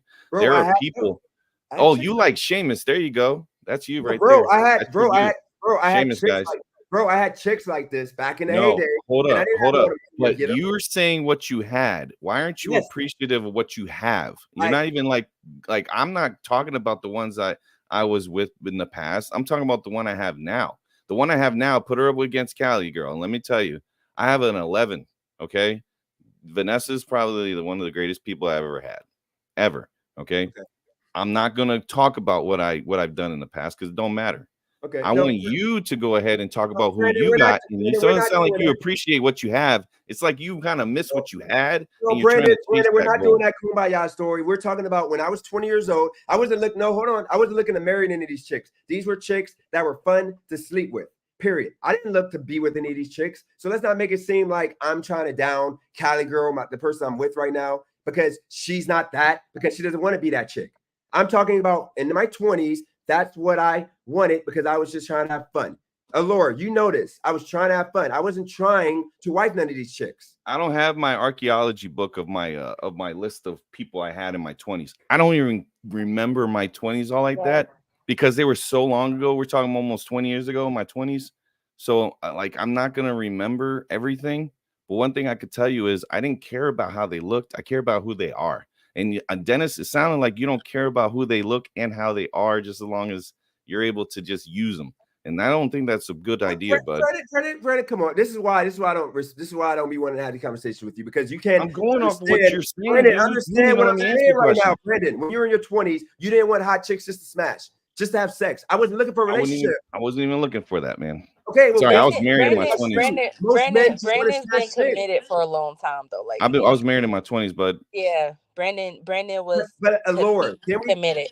Allure, can we make sense of this? Okay, Allure. In my 20s, when I got my heart broken by the chick that I was with when I was 17, 18, 19, and she put a baby on me that I still love the child to death, but not biologically mine. When that happened, that broke my heart. Okay, I still like I literally start smashing bad chicks. That's it. That's when I started. I turned into a savage. And then when I got cheated on the second time and moved to Vegas, I started smashing baddies on the West Coast. I only care about having sex. I didn't want to be with none of these chicks because that's what men do. Like, you can't shame men for just wanting to have sex. If I tell you in advance, I just want to have sex, friends with benefits, that's it. I gave them. I don't have to tell them that. You just have a good time, show them a good time, take them to a show. You know, you take them dinner, and then at the end of the day, you do what you want to do if they allow it. Okay, which a lot of them do, because a lot of women that are hot like to have sex, but a lot of men don't approach them because they're afraid of them.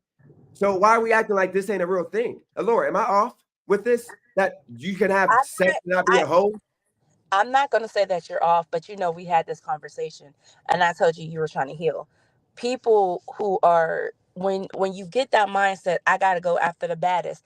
There's a part of you said, I got to get this girl who is so unattainable, so unreachable, that I have to go after her, lay with her, and then walk away, because that makes you feel some type of way on the inside. That builds you up. And that doesn't necessarily, I'm not going to equate that with all men, because all men don't go through that. Some men who have been emotionally hurt, some men who are emotionally immature, they have to conquer things. And it's sometimes it's natural for a man to feel like he has to have this conquest. And so I can't say whether, yes, that was okay for you to do, or that's natural or not, because it all depends on your state of mind. And at that time, you went after that because you were hurt. No, we can't do that. Look, Laura, if you were a millionaire you said after old girl broke your heart, you was just like, fuck bitches. You was going fuck bitches. No, but it was because I was hurt. Because I in high school, I used to want the baddest chick in high school. I didn't get them because I was a nerd, a loser. I had no game. Then when I knew, I watched Pickup Artists, and I read the Art of Macking book, and it taught me game, taught me how to get these hoes. I call them hoes. I'm talking about chicks that were lying about their body counts and what they were doing. So there's a situation, Laura. Okay, if you were a millionaire, Laura, you're going to want the most attractive man you can find, because you're probably not going to be wanting to get in a relationship at one point, because most women go through the whole phase. And you're going to want the hottest dude. You're not walking around looking for unattractive men, Allure. Like, why can't men have the same thing? I'm not saying men can't have the same thing. Anyone can have that. Like, it ain't nothing about emotion. I just want to hit a hot chick. No, that never came out my mouth. I haven't even had a real say on this. I said I don't know. I can't really say, but I said some men emotionally go through things and they go after that, and then some men just want to have a conquest. I can't decipher what that was for you. Only you know what that was for you. I don't know which stage in your life you were in to be like, okay, I got to go after the baddies. If I was rich, I would still want to be with what I have right now. Not everything for me is about looks. Like, I've dated men who were not even attractive, but their heart was of gold. For me, personally speaking, I want someone who's going to treat me right. I know. Allure, please. We're not talking about dating. We're talking about hooking up. That's the point. I'm not talking about being with these people. I'm talking about, you're just fucking them for the night or two or a week. We're not talking about trying to wipe them up. See, Dennis, I don't think particularly me and B Vaz are the people that you should be talking about this with, because we've always been in committed relationships. That's the point I was trying to explain to y'all. Like, when Brandon was in the chat going in about me on Tinder and all that, yes, I was on all those apps. You know why? Because I was looking, if I go into a nightclub, I'm not looking for an average chick. I want the baddest chick I see, because I just want to smash. I wasn't looking for a relationship. How Okay, hard so what do you have to show for it, But we DJ? can't. What do you have to But show we for can't. all that? I have good memories, good No, pussy. what you have is empty, soulless freaking conquests that matter for naught. They're Bro, not even around you anymore. You I can't didn't even want call to them be up and hang around out you. with them because Well, you well, ain't that well, status. be vast. We can't say it's empty to him because it could be I have fulfilling for fun. him. That's That's just what. general, man. That's just general. Yeah. I have plenty of fun without doing all that. Okay, so why can't I do the same? But I don't gotta fuck ugly chicks because freaking to make every woman feel equal. No, I'm gonna try to smash. Yo, the but baddest chicks. you're putting down people that you shouldn't be putting down. Like you're talking Ooh. about ugly chicks and stuff like, and you're I saying didn't say nothing about ugly chicks. I said I you shouldn't have to just said smash. that. I shouldn't have to smash ugly chicks. That's the whole thing. It's I mean, it's your preference. I'm not going to judge you on your preference. It's If not you about say the preference part. It's well, about like for me, what I'm for saying. me, It's shallow. It's real shallow, Laura. Real shallow. I mean, like to the point where Shallow Hal would look like a good guy in this. It's I mean, not cool. but Bivaz, you know, that's just how he. It's not cool to certain people. For me, it's not cool. For I you, guess it's I not respect. cool. I'm too But respectful to women. I forget that is. but that's his prerogative. That's how he Yeah, view things. it And sounds real dirty, man. That's Bro, how but does nasty. it sound dirty if women are literally out here? They're the main culprits of getting rich guys. Because remember, if you got an NBA contract, you got a bunch of money at a young age, you're going to get all the baddest women, the women that are nicest to look at, shallow women. You're going to get those women. Now, when you are older as a man, that's you're true. going to get the baddest chicks, and you're going to do exactly what they're going to do to older men. It's just how it works. But guess what, Brandon? When you were younger, you didn't have money because you were in the military. Then you became. Let me finish before you start getting into your feelings. Oh, You wait. became a- Let Lord, me let say me finish. something. If Lord, no, let me finish because he's gonna think that I'm trying to throw a shot at him. Brandon, you were not successful at 2021 financially. You were Brandon. I'm talking about on a level you are now. I'm talking about like finance. Brandon, 50,000, 60,000 a year is not what you would call. I'm gonna tell you what successful guys in your 20s. Here we go. Now he's about to. Now here's say what I did because he about to not let me get the point across. The whole point is, Brandon, you're making 100,000 plus now. You're considered a high.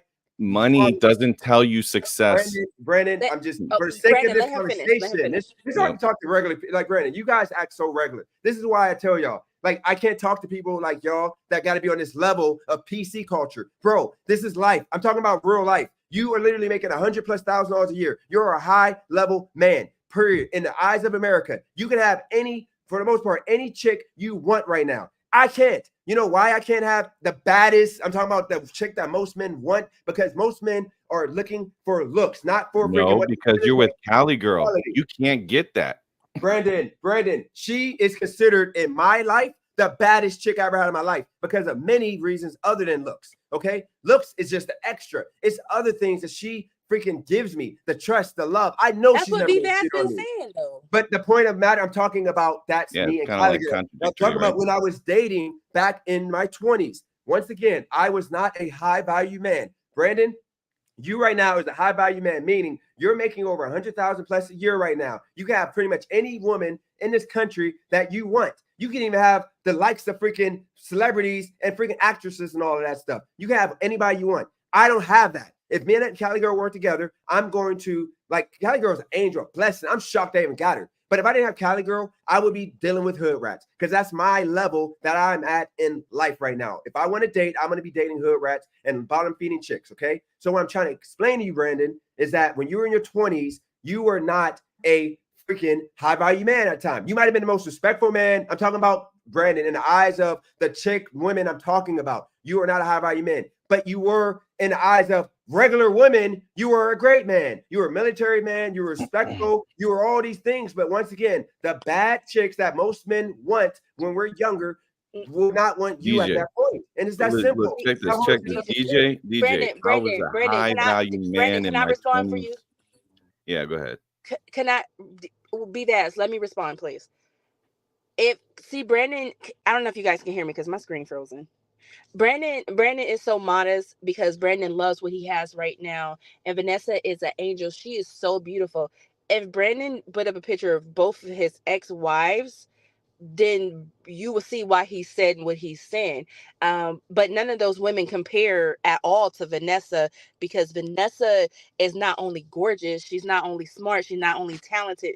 This one is an artist. This woman works in a surgery center. This woman, Vanessa, is an all-around beautiful person. But I don't think that you know that in his 20s, Brandon was traveling the world. Brandon was in Paris. Brandon just did what what was it? Croatia. I don't know if I'm saying it right. Brandon is, and that's outside of the military. So that's what he's saying to you. Like Brandon has had this level of success for a long time. For those who don't know, Brandon has worked for Google. Brandon has all type of certifications. Brandon trained my husband. My husband's an engineer. Brandon trained him with well, he's not an engineer anymore. He Lord, works I in law don't think, enforcement. but I only got like 10 minutes left. I like this is the point. I know Brandon. He's told the story 2 times. I let him tell it. Like he literally went to the military, and then in 2010 he started getting those certifications that made him the successful man. He was already successful before. He protected his country. Well, he gets all the respect in the world. What I'm saying is a different level. Being a military guy in your 20, like when you're 19, 20, 21. Like what you're making in the military, and then what he's making now is a different level. He's literally in 2010 changed careers. Now he's a IT guy that's making 100,000 plus. He deserves every piece of what he gets.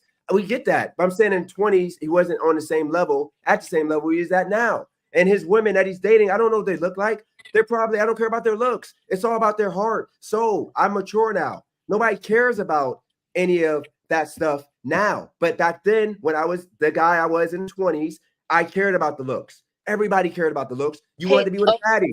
Oh, hey, Dennis, I know you got to go, but I did have a question. Y'all dragged me into this conversation. I had a question for you. So my question for you was, because I see that you were commenting about Eli and Roy earlier. And my question to you is, do you think that you would reach back out to either one of these guys and you guys can have a sit down and have a conversation where you guys can literally work together? Because to be honest, Dennis, I looked at Eli's content, I looked at Roy's content, and then your content. Even though it's all different, but it's kind of similar. I just feel like each one of you guys has some value to bring to each other. And I'm like, networking between all three of you guys would be dope. And just to see these guys who don't really supposedly get along, to see you guys create something, I feel like you guys could sit down, put something to the side, and create a whole nother network where you guys are like the three Billy Goat Gruffs or something. Have you ever thought about, burying the hatchet with two of these guys and having an adult conversation with them where you guys can learn some respect and talk to each other and kind of learn how to handle each other, because y'all all are different. So here's the situation. I'm sorry, guys. I've been up since yesterday. I ain't had no sleep yet. So no, you're good. Here's the situation. I don't have an issue with either of these guys. What happened was, like with Roy, he is mad, completely mad, because I didn't let him have his way. Because the problem is when everybody went away. Everybody was just going, and Brandon knows, everybody in chat was at my neck. I had nobody trying to come on the panel at all. So he's mad that he told me, like on Friday, when he did come on the panel with Eli or with Flex, he told me not to do the interview or whatever. He said it's gonna be bad for me. It's gonna be worse than I can do. He said, don't do it. I said, I'm gonna do it anyway because I think it's good for my channel at this point, because I think a lot of people want to hear the conversation. He told me not to do it. So I decided to do it, and he's mad because I wouldn't let him jump on when I literally stopped Eli when he started talking about Roy and Flex. I said, no, they're not here to defend themselves. You're not gonna do that. Because as a man, as a coach, whatever you call yourself, as a man, you shouldn't be talking about people behind their back, okay? And remember, Brandon, you said the same thing to me. So I said, nip it in the bud, unless you let him come on. He said no. So we kept it moving. Roy wanted to find a reason to jump on because every single live that is going on, he's in the chat trying to find a reason to make that person allow him on so he can like take over the live and, talk forever about nothing. And that's the reason why I don't see myself working with Roy, because I'm sorry, I'm not trying to be condescending and ignorant, but he's not on my level of keeping people entertained, because he is too PC and cookie cutter. Just like Eli. Eli is literally a drama queen.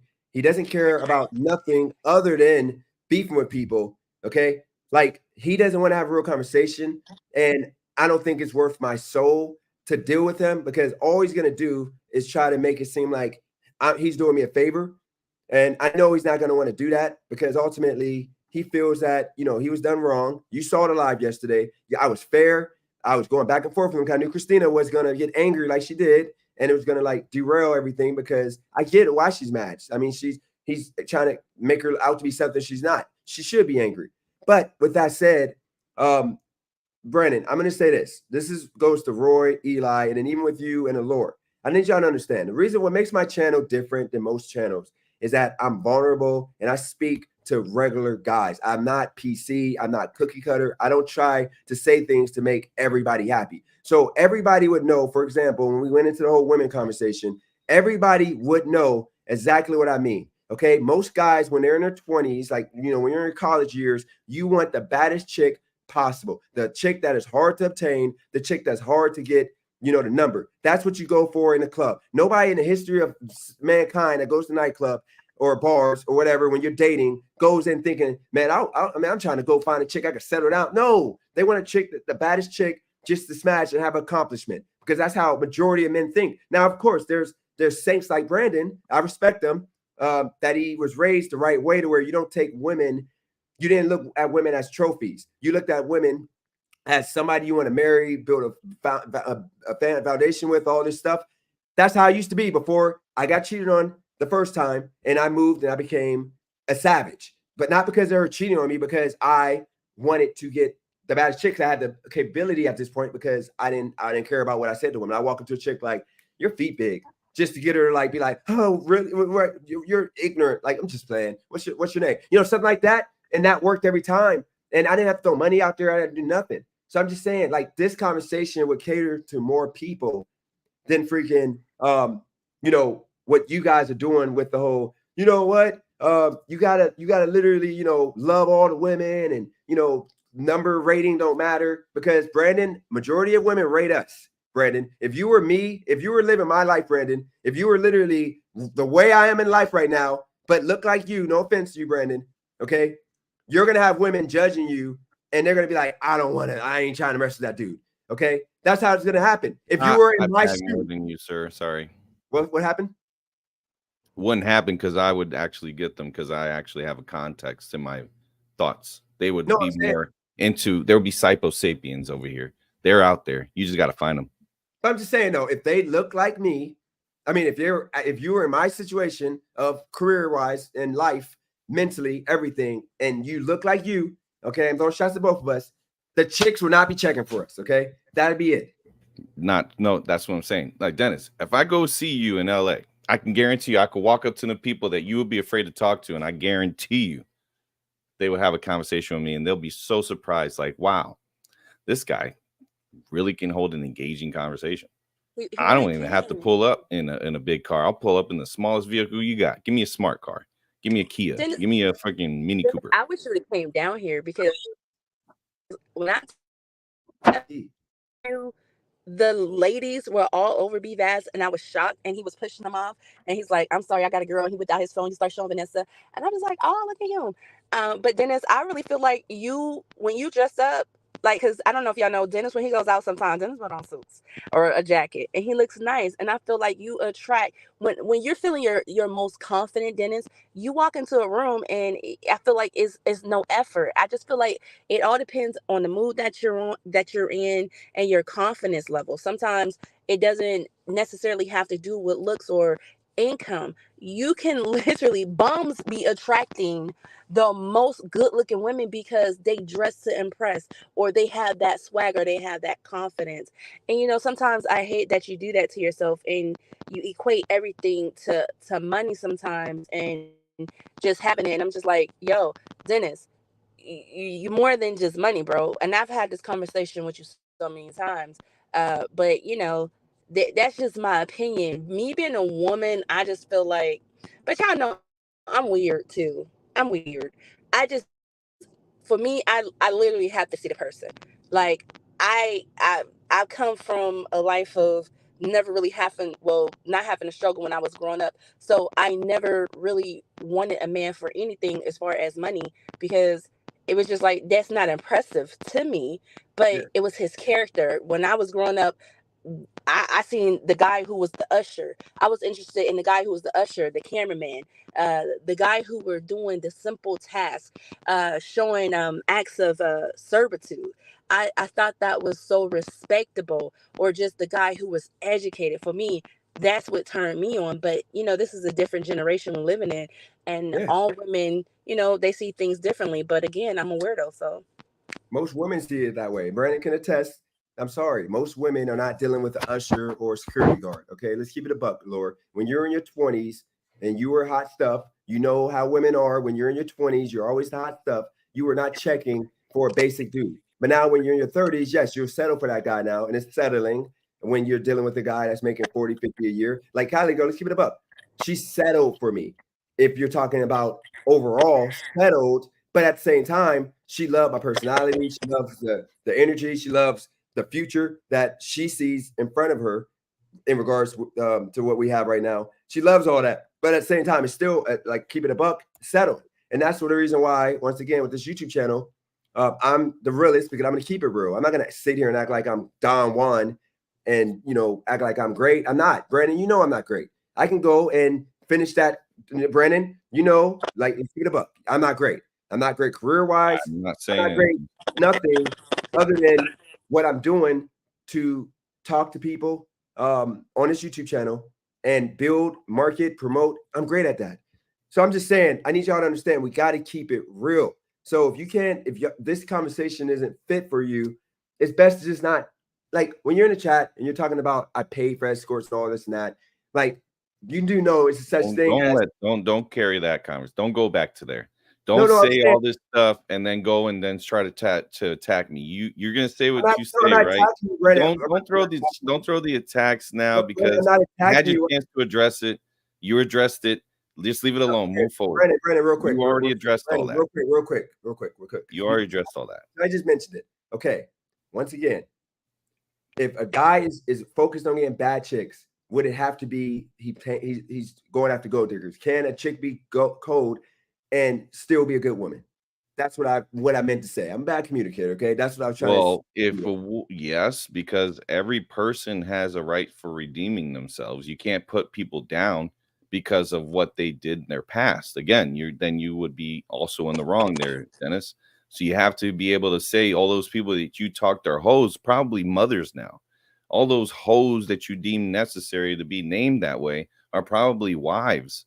You can't just go and start putting people down and then don't look back and see if they changed their life, or if they had a change of heart and felt like what they did in the past should be wrong, how they didn't give you any play when you had nothing.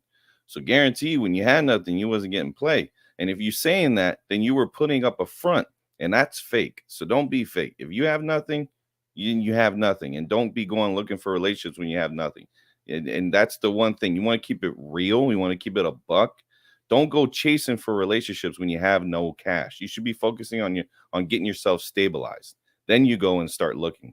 That's one thing I would say keep it 100 on. But I'm just like looking at it like this. People have an opportunity to change their ways. I wouldn't call people hoes. I wouldn't call people names like that, because I don't think that's right. Because a lot of these people now probably have children, their mothers, and those are someone's mother. They're someone's child. So I think you should give them some type of respect. And the past, don't be chasing it. Because if you chase in the past, you're never going to be happy with what you have now or in the future. So I think you should appreciate today and then look back at tomorrow with some type of nostalgia, but don't like chase the past, saying that what you had, you want that again. Just say, hey, where I'm at, I'm good, and I'm going to try to work to build up something better. Okay, real quick. I think some people. Let me respond to that, Lauren. I'm gonna give you last word. So, okay, first off, Brandon, this is what I mean by pay attention to what I say, and you got to stop putting this. You always try to be like, what is that word again? You're always trying to be holier than thou when it comes to stuff. Let me tell you why, Brandon, because I literally said at the beginning of me and your conversation what a hoe is. A hoe is a woman who literally was sleeping with other men, putting your life in jeopardy because of STDs, herpes, all the stuff you can get if you are sleeping with, first off, you sleep with two people at the same time, Brandon, okay, as a woman, you can get both those men a STD, like bacterial infection, because you're not supposed to be having two different penises in you. That's first thing. So if you're lying, off your pH balance. Exactly. So if you're lying about you being with one guy with this, which is me, while you're sleeping with 2-3 other guys, that's a hoe. That's a literal hoe. That's the only person I would call a hoe. Secondly, okay, I don't care if they're a mother or whatever now. I'm sorry. You put my life in jeopardy back then. You're a hoe when you put a baby on somebody who literally you knew was not the father, and you put the baby on that person. That's a hoe, because that child, it has trauma, and that child has hurt and pain because that child doesn't know who's their father. And then when they find out who their father is, because you chose to not allow this one man who was there with this child for 6 years to be the father, guess what happened? You put another man, a drug dealer, in that child's life. You're a hoe. That's a hoe. So how is it to understand what a hoe and a regular woman is? Hoes literally don't get no respect. They're called hoes for a reason. So why try to make hoes like victims of what I'm saying right now? No, if you were that person putting my life in jeopardy, you're a hoe. But if you're having sex with multiple people, Brandon, and you're straight up telling me you're not looking for a relationship, I'm just trying to, I like to have sex. I got side dude, I got this. You're not a hoe. You're a player. You're being honest. How hard is it to understand that? Now, Laura, make sense of it, and then respond. I will address that there, Laura. Well, you're agreeing with something that's kind of like messed up in that way, because he's talking about the past. He's not talking about his current life, because if you're chasing these hoes currently, Cali Girl is going to be upset. There you go. Wait, now you're talking about the past. Wait a minute. Wait a minute. I don't think that's what he was saying. I don't think that's what he was saying, B-Vaz. I think he was giving his definition of what a hoe was, and I know you guys gonna give me flack for this, but I agree with him with that, because like he said, if you're sleeping with multiple people and you're not telling this person, you're putting that person's life at risk, because you don't know, with the male that you're messing with, you don't know who he's sleeping with. You have to double a person's body. If you're sleeping with this guy, you're sleeping with two guys. Those two guys are probably sleeping with 5 other females. You have no clue who those females are sleeping with. And now you run the risk of giving one of these guys something, or this guy or these guys giving you something. I totally agree with him with that. And as far as what I know the situations he's talking about with the child and that situation, I definitely would agree with that, because I know the situation he's talking about. Like, this person raised this child and was willing to be the father, and then she wanted to let someone who wasn't even a good person be a part of their life, and that mother was on drugs, and this person was still sending money, paying the cell phone bill, and all of that, because I don't know if I have permission to really talk about it. So I get whatever, it's all good. Yeah, so I get what he's saying about that situation, because I know in depth what he went through with that. And yeah, but I kind of get what he's saying is, and I don't agree with it, because if I was a woman, I'd be jealous if he was talking about all the chicks he had in the past who were bad. But he's not like us. We're more chill, but these are like his trophies, and men do treat women as trophies.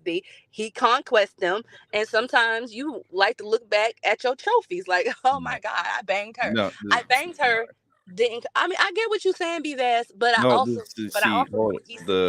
the situation that why I'm like what I'm talking about right now is that I wouldn't be chasing those people that you would call that term, because that would be an irrelevant kind of point, because you're saying all this stuff now and you're bothered by it today, but then you're calling these people about your past experience. You're generalizing those people. Look, people can make these choices, but it's not something that you can just go and put them down because they just decided to do that. And that's their choice and all. But you're saying your life was at risk and all this stuff. But guess what? That happened. That was that one person that did that to you. And if you're holding this to a generalization because of that one person, that's messed up. Just isolate that one individual that did that to you. That's where I'm getting at. Then forwarding to this, fast forward is, why are you talking about the past and not talking about the present? Do you appreciate the past more than the present?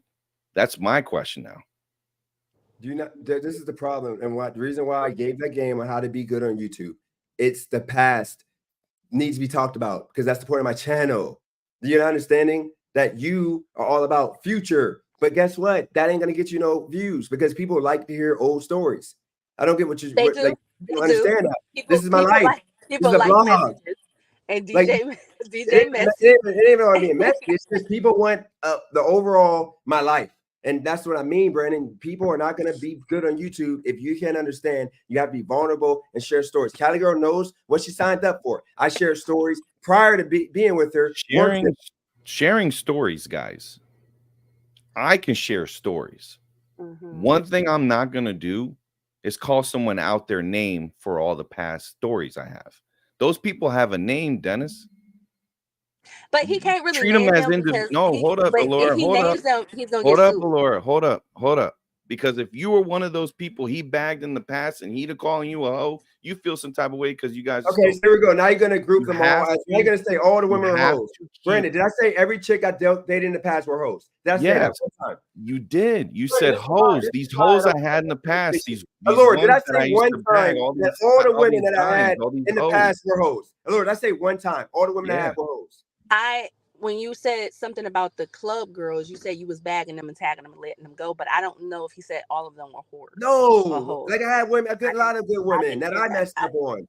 I'm about to say I can't deny Okafor because my signal is horrible over here. These are the women he's like for 1 week bagging, 2 days, 2 nights. They're all hoes. That's where you were going. I didn't say all hoes. That doesn't make you a hoe because you're having sex doesn't make you a hoe, bro. Look, dude. These chicks were not smashing other dudes because we were doing our thing and we keep it moving. They're not hoes for that. If they just want to have sex, they're not hoes. What are you talking about? This is the third time, bro. You're a hoe if you are smashing multiple men while lying to one man, telling him that you're not messing with nobody else because that's unsafe. It's literally dangerous. That's when you're a hoe. As a woman, as a risk woman, you take though. No, be honest. When you're going out there in the dating world, that's the risk you take. And that's something you need to be taking care of yourself with, which is you wrap it up. You actually can ask for an STD test because if you're going to do something regular with this person, you're more than welcome to. You're not doing that at the club. I don't understand why you're just going there at the club and not knowing that that's a possibility. Come on now. I don't know because I knew exactly if I was going to a club to pick up somebody, that's the risk I was taking. That's dumb. I never had club hookers, but I know that back in the day, my mama gave me condoms just in case some stuff like that happened. And I think that everyone should be well prepared in case you get too drunk and you decide to hook up with someone. But I get what Dennis is saying. He's saying that their body, their right, their prerogative. If they decide that, hey, I want to sleep with you. Now, is that my cup of tea? No, me as a woman, I wouldn't be wanting to randomly just be hooking up with someone. If I had to understand and say if I was seeing a guy and I'd be like, okay, we're not exclusive. We're not like dating or anything, but I'm sleeping with you. Are you sleeping with someone else? I might tell them, I don't mind if you're sleeping with someone else, but if we're sleeping together, we're definitely wrapping it up. Because if we're not exclusive, I don't care about what you're doing, if that was a thing. So I get what Dennis is saying. If a woman decides that she wants to just sleep around and they have this understanding, I get what he's saying about them not being a hoe. It's their prerogative. Now, do I agree with that? No, I definitely would not try to conduct myself in that manner. I wouldn't want my daughter to conduct. Yeah, but that's called exclusivity, guys. Like that's different. You're talking about club bagging. You're calling them hoes. I mean, that's not. You got to know that that's a risk. You're having. Bro, I've never called. What are you doing, Brandon? This is why I don't be wanting you on here. Why do you keep putting words in my mouth? I'm giving you some insight. I met a good chick named Jessica who was actually in the club, and she was actually a good woman, but she's too good for me. Bro, I've never said that all women are hoes. Why do you keep saying that? To dance, not talk about STDs. Why? Why does he keep saying, Lord, why do you keep saying that I'm calling all women hoes? I've not said that one time. I said that the women who literally lied and had other men that they were messing with while messing with me, it was unsafe. Okay, so how many women did that, Dennis? I mean, I've been with over 80 chicks. No. Hold up. I have a legitimate question because you're saying women. Hold up, Allura. No, because I have a legitimate question here. You're saying some stuff, but at the same time, he's like generalizing. So however many people did that to you, that's however many people you're more than welcome to call hoes. But don't call all of them that. Just say those people. Lord, and give them a name. I'm gonna have a heart attack. I didn't fucking say that. Brandon, I did not say that one time. I never called all chicks hoes. What are you talking about? This is why I don't want to do live with you. You're angering me. I've never one time said all women are hoes. I said women that are lying. Women that I found out was messing with another dude. Okay? There's a dude named Tawan Tutwiler. I'm pretty sure Laura remembers this dude. He literally don't do that, Dennis. Dennis, don't do that. And this dude is he's a low-key fuckboy. This dude was freaking like allegedly he's piping all the chicks down. I don't want to mess with no chick that been with this dude. That's nasty work. Like if the chick lied and she was messing with this dude while messing with me, she's a hoe. Like I don't understand how this hard is to understand. I get what you feeling about that, cause yeah, he's nasty. He had over 400 bodies. Literally, he had over 400 chicks. If a chick lies about smashing him while being with me, she's a hoe. That happened. Like how hard is it to understand? Like I'm not calling all women hoes. I will agree with you. I will agree with you on that one. I'm gonna give you that one. Y'all just want to be right so much. Y'all want to make me out to be like I'm disrespecting people. I'm calling a hoe. Just like a man that lies about his body count or lies about a what. Like if he got 3 chicks in rotation, you're a hoe. If you're not telling a woman you got 3 chicks in rotation, you're a male hoe. Like, are you not, Brandon? If you got 3 chicks in rotation, you're not telling either of them about each other. Would you be a male hoe or not, Brandon? Oh, I never denied mine. You guys never asked, but I was such a freaking little whore. I don't care. So why can't a woman be a hoe? Oh, because I respect not a freaking little whore. I'm not talking about my past. Your point literally you just made the point. I'm talking about my past. I'm talking about my past, sir. I'm not talking about my present. Let me give the reasons why it is. I said was. Well, while we were taught, women of our day was taught that it wasn't okay to sleep around because as a woman, you're going to commit yourself to someone one day. And that person's going to have to look at you. And when that person looks at you, he doesn't want to look at 40 bodies. Especially like, imagine taking your woman somewhere and every time you run into someone, you know she's late with her. That is going to mess with a man's ego. That's why I love the fact that my husband isn't in a position where someone can walk up to him like, yo, I just laid with your wife and this and this and that. No. He's not in that position where he has to worry about that, where body count is so high that anytime you run into someone. Now, if he runs into someone, they be like, oh, yo, I went to school with, your wife was a class clown. Yo, she was funny. That's the thing he hears. Or when we're out, someone say, hey, girl, you remember when you used to do this and this and that? Or you egg somebody's house, stuff like that. So I feel like for women, it's harder. Should it be as hard? No, because men are equally out here. But I truly believe that men were kind of made to sow their oats, because when you really think about it, women, we stop having babies at a certain age. Men can have baby probably up until 90.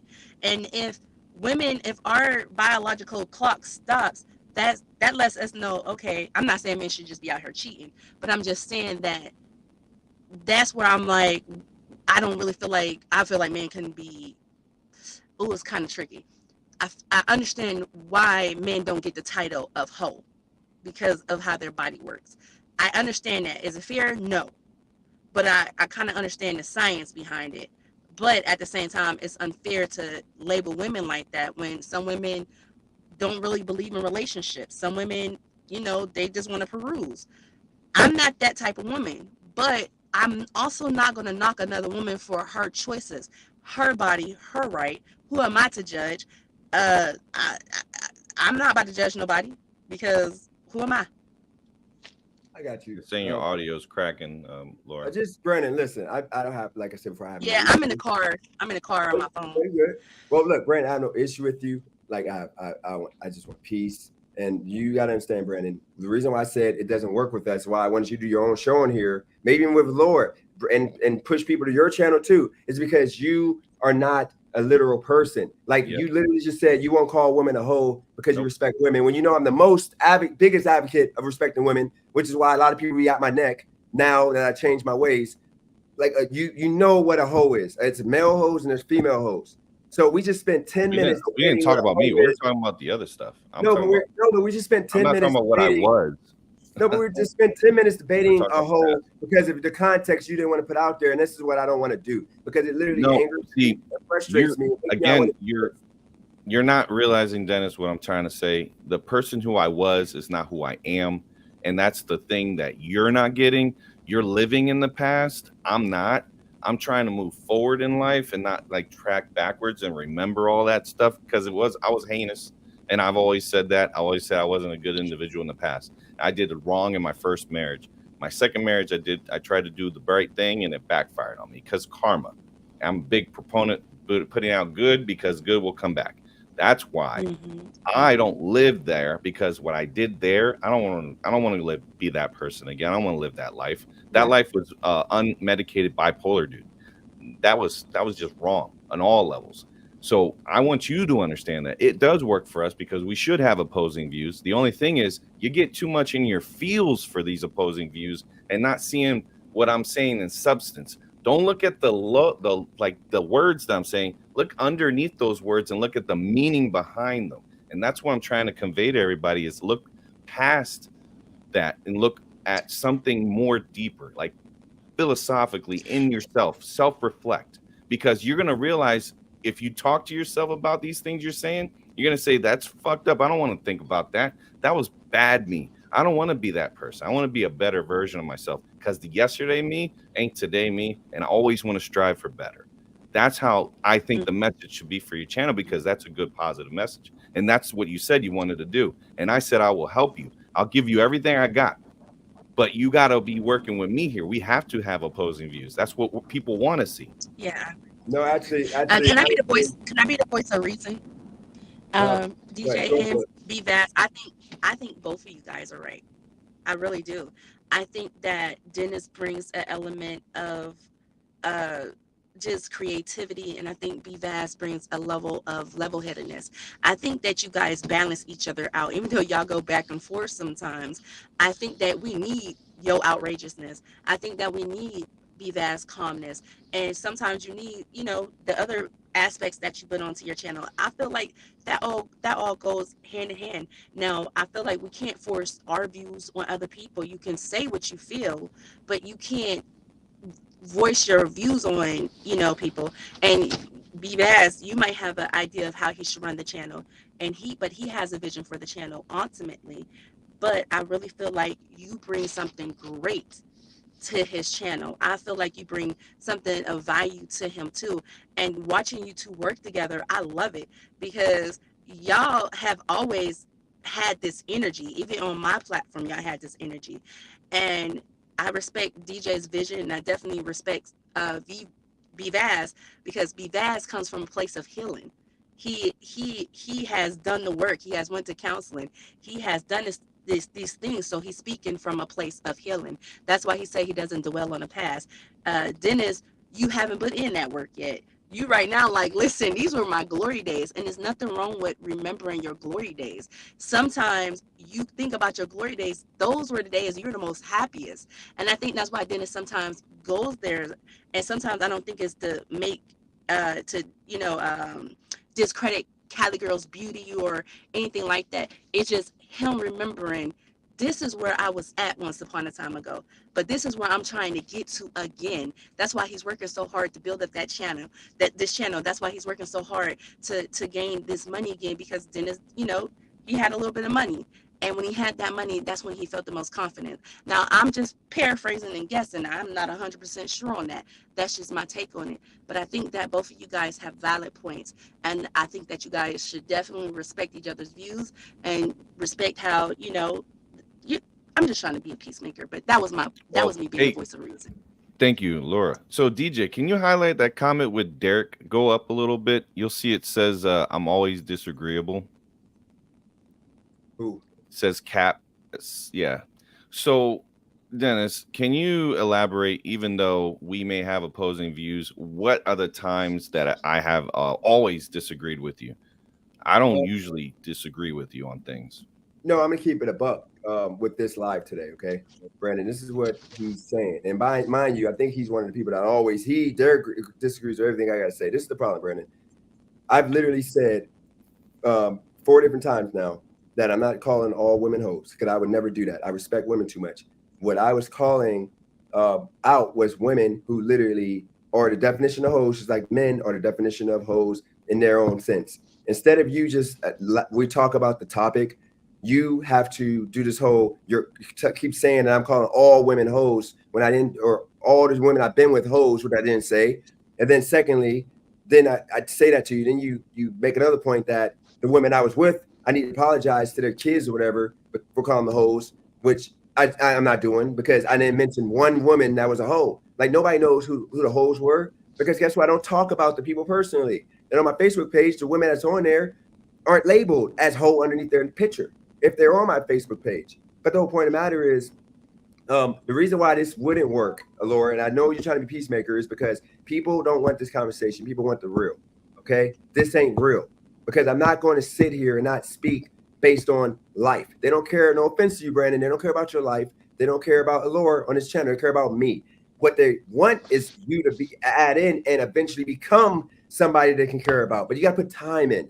Okay, so before you decide to come on this YouTube channel, okay, I built this around me being honest and being real and being the voice of men and women who struggled with life. A lot of things, relationships, money, all kinds of things. Me being phony and fake and not keeping it there is literally going to cause people to not want to watch. Because as you can see, me doing what we're doing, we just dipped all at 42 people, because nobody cares about nothing but the real. When we're not being real, it's bullcrap, and I don't want to do it. It's boring to me. Like this, no offense, this last 15 minutes is boring, because literally 20 minutes ago, I mentioned for the third time about I didn't call women hoes. I don't know why you're so focused on that. I don't think that's something that's talking about my past. This isn't. But then this isn't a place for us to come and voice, because we are boring, because we are in a place of healing. So that means that this is a trauma type of platform. Yep. And that means that we probably should. No, how is it trauma? Words aren't good for people. Lord, how is it trauma? No, Dennis, talking about my past. Because Dennis, you said, Dennis, this is what you said. I said that B-Vass is in a place of healing. You said, don't nobody care about you or B-Vass. It's boring. It did because you guys are basically because we're being positive. So you're saying people want to be real. We're speaking real. People don't understand. I suffer from bipolar disorder. I haven't even split that out here. I put it out there. Exactly. I haven't been out here talking about this and this and this and that. I can literally get on here and be like, oh, listen, y'all, this is what I went through. This is what I went through. But I'm healed, so I don't really talk about those things. You're on the healing journey. So that's why I said it's a trauma type of thing. Because you say you're talking about, but you say that you get on here and you talk about your struggles and your life and stuff. So that means there's trauma still there. So that means that this isn't a place for us. No. Lord, we got to make this clear. I'm not sorry to keep cutting you off. We got to make this clear. This is not a trauma therapy session. This is me having a good time with dumb stuff I did in my past, like blow all my money. Okay, the chicks I used to mess with and used to simp for, I joke around with that. I joke. It's a clown show what I did in the past, but I'm being better in the future. That's the reason why Cali Girl don't care about me talking about the past, because it's the past for a reason. I'm happy with what I got. And I agree with you with that, Dennis. I sat there and I agree with you, and I told B-Vass, this is your glory days. That's what I said. I said I get. I get what you're doing with that. No, it ain't the glory days. What it is me trying to have content, and I can't talk about stuff that ain't happening. There's only so much future stuff that's happening. You got to talk about your past, because if it's funny, you talk about Kevin Hart. He does a stand-up routine. Okay, he talks about his past and what he wants for his future, just like every other comedian. And this is literally a comedy show that for the most part. So DJ, how come you're not laughing when you're telling these jokes, and you look really upset when you talk about it? No, I gotta play the character if I laugh. No, that's fake. Don't say play a character. Now you come back tracking on your own words. How is it fake if every story is real? I'm being real. This is what it looks like and how it sounds like. Hold up. But this is what it looks like, and this is what it sounds like when you have walked through that path of down to the ground and you built yourself back up. Sir, you need to build yourself back up, but you have to be able to accept that the past has happened. It's messed up, but we're going to move forward. And you're not saying it in a joking manner. If you were saying it in a joking manner, your whole entire chat would laugh with you. But they're telling you, bro, this is not healthy. It is trauma, and it should be addressed, but it should be addressed with a professional. You seem very agitated, put a bro. counselor in my face. Brandon, name one thing that I said. Brandon, name one thing that I said. I'm not gonna say that. I'm not gonna say that. I want y'all both to name one thing that I've said that isn't funny, that's literally scary, that I need a counselor for. Name one thing, each of y'all. First of all, why are you putting that on me? I did not say you needed I'm trying to help Brandon out with this question, because I would just say Brandon, but I'm trying to include you, Lord. That's what I'm saying. Can y'all both name one thing? You keep saying I need healing too. Name one thing that I said that I need healing for, because I think that's disrespectful. I don't need your face when you ran, almost got shot. That wasn't a joke. What does me getting shot? Blowing all your monies. I think I don't talk about it. I talk about the story, but I don't talk about it hurt me in some way. It never did. Brandon, I'm not scared. I'm not on here to try to kill you or any type of trauma. I came on to support you, and I was trying to get you, Roy, and Eli. But from the comments, people are saying that Eli is not a particularly nice person. I never met him, and the things that they were saying that how he is, I haven't seen that. So I might have to check out his content. But I was just on here to try to tell you that, hey, I think that, you, Roy, and Eli should probably work. That's why I was here. Y'all got on the relationship stuff. I didn't really want to touch on relationship or this type of stuff because this is tricky business. And it's easy to judge people and say what people need without being able to really offer them what they need. But like you said, you feel like your content dipped because we're boring. But I'm not saying you're boring. The topics that you be talking about is literally for this channel. But if you did your own channel and you talked about this stuff, you would build 8,000+ people that would want that because they came with you. I never was this guy. I'm not this guy talking about. Oh yeah, that's Laura Dennis. That's Laura Dennis Facebook. That's me over there doing over 200. That's me over there doing 200,000. But like I said, YouTube isn't my bread and butter. This is your bread and butter. Yeah. So that's why I say what's best. You know what's best for your channel. I told you this just now. I told you this off the phone. If I go to your channel, Laura, and I come with what I say on here, people are gonna be like, I don't want to hear this. I hate it. I hate hearing this. Yeah, because my channel isn't. Yeah, because my channel isn't that platform for you for this. Is healing, is positivity. So yeah, I get that. That's why I said maybe this isn't a place that I should come, because maybe it's not a place where I can offer my voice, because it seems like this platform, you like it to be in chaos sometimes, and I don't deal in chaos all like that. So that's why I said maybe it isn't the best place for me. I'm not down in your platform. I'm just saying that maybe I can't add value to it in that way of adding to the chaos, because I'm gonna be the person who's probably gonna calm you down. If someone's in the chats and they're talking about, oh yeah, Dennis is this and this and that, and I feel like this, I'm gonna be the person like, okay, young brother, okay, young sister, it's okay, take a breath, you're gonna be all right. B-Vaz is gonna be the person of, no, believe in yourself, keep pushing. That's probably not what you need on here. You probably need the controversy, the people who are gonna have people on here arguing with you. No, it ain't. No, Laura, it ain't even that. Like, look, Laura, like the past day, the reason why that happened was because I want to do an interview. I knew it was going to be a situation of people enjoying the interview, which is why I did it. But you got to understand, that ain't what I talk about. I'm trying to talk about topics. Okay, Laura, you can come over here and talk about some topics, but I don't want you coming on here. If I'm talking about a story of like freaking Brad Pitt liking only young chicks, like, is that okay or not? And then you're being a moral police talking about, you know what? He needs to get women his age and this and that. Like, he's a bad person. No, come like, hey, I don't think that's right. I wouldn't want my daughter dating him. That's nasty. You see what I'm saying? And I'm going to be like, you know what? I mean, he's rich. The women know he's rich. He's not going to be with the women. If he can get young chicks, just go for it, as long as they're of age, 21+. You see what I'm saying? How we can have a conversation based on like facts and opinion, not on like, this is terrible. This is why it's terrible. This and that. That's what I'm saying. Like, you can bring something to the table. Just don't make me bad because I think differently than you. Like, and I agree that doesn't make you bad. That means you have a different view. But that's what I've been saying the whole time. You're talking about therapy and stuff. I don't need therapy. I'm saying I did not say you need therapy. I said Brandon went through therapy and Brandon went through healing. I didn't say you need therapy. I didn't say that once. I said Brandon went through healing. That's why you're getting this version of him. And I said you didn't go through that. You didn't go through the therapy. So that's why we get this different version of you. You know I went through therapy, right? You do know I have a. I know you went through therapy, but you didn't go through the type of therapy.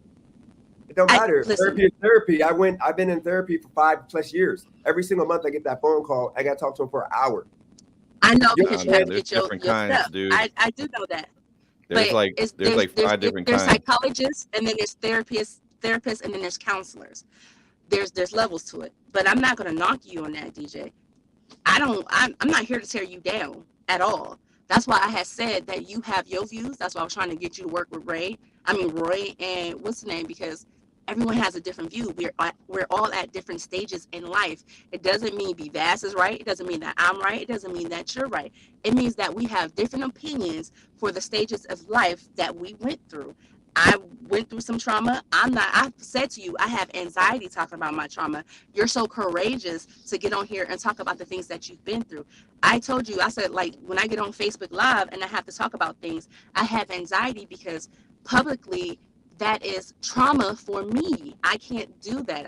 I have to be positive because that is my unhealing. I'm not healed enough to talk about that. But I get that, and I'm not trying to be disrespectful.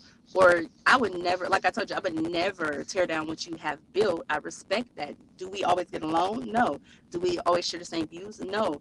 If I disagree with you, am I going to stand on business? Yes, sir. If you disagree with me, are you going to stand on business? Yes, sir.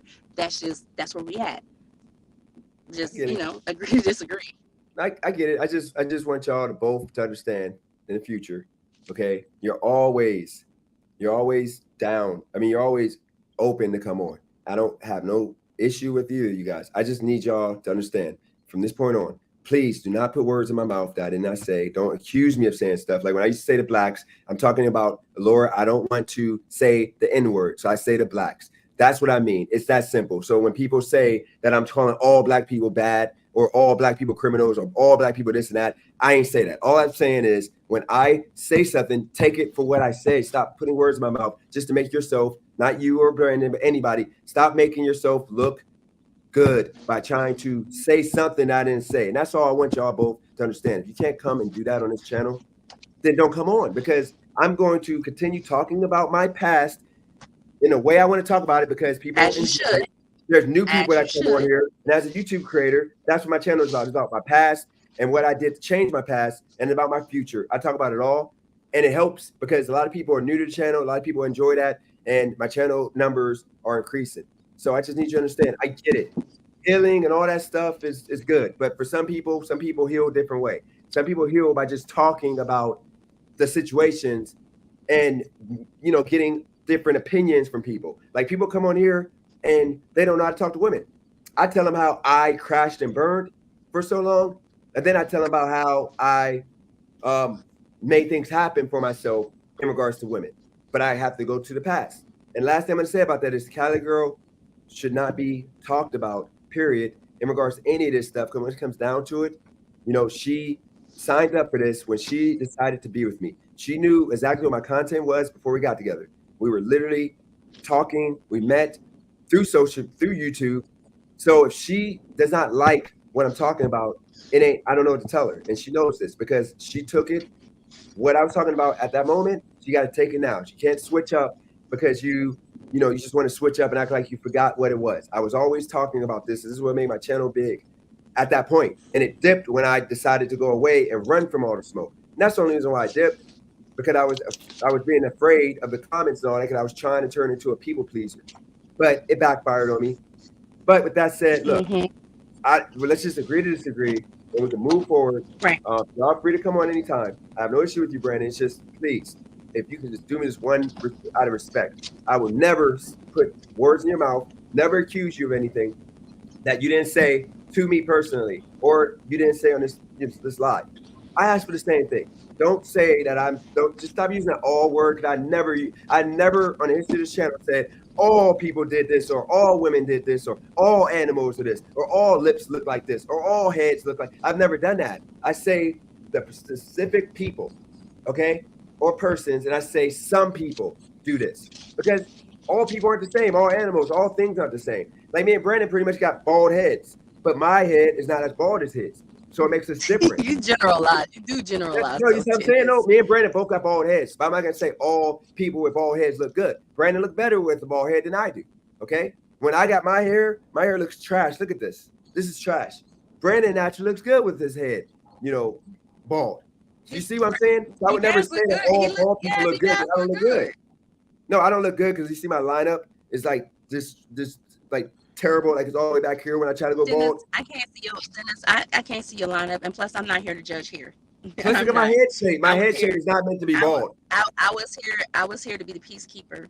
No, but Lord, look at my head shape, Lord. Is my head shape meant to be bald? Like my skinny head? I plead the fifth. You're muted, Brandon. Get the John that LeBron got where they draw the thing on the marker shit. Stop it. Stop it. I mean, he's been doing it for a while. No, I swear to goodness, me and Dennis will be beefing if he do that. Yeah. I will be beefing with him. You're gonna have to go to Germany to get some hair transplants. No, sir. Okay. I'm ready to do it. All right. Well, look, guys, I gotta end this. Y'all free to come back on because if you don't mind, I'm gonna shout my channel out real quick. Yeah, go ahead. Both of y'all shout your channel out and all that. I'm gonna mute myself. So guys, you guys can go over to the Lauren Hour Network if you guys want to check out some positivity videos. Aaliyah's Journey, we have that over here. We have Steamy Stories with Allura D if you need something hot, steamy, and a little bit bothered.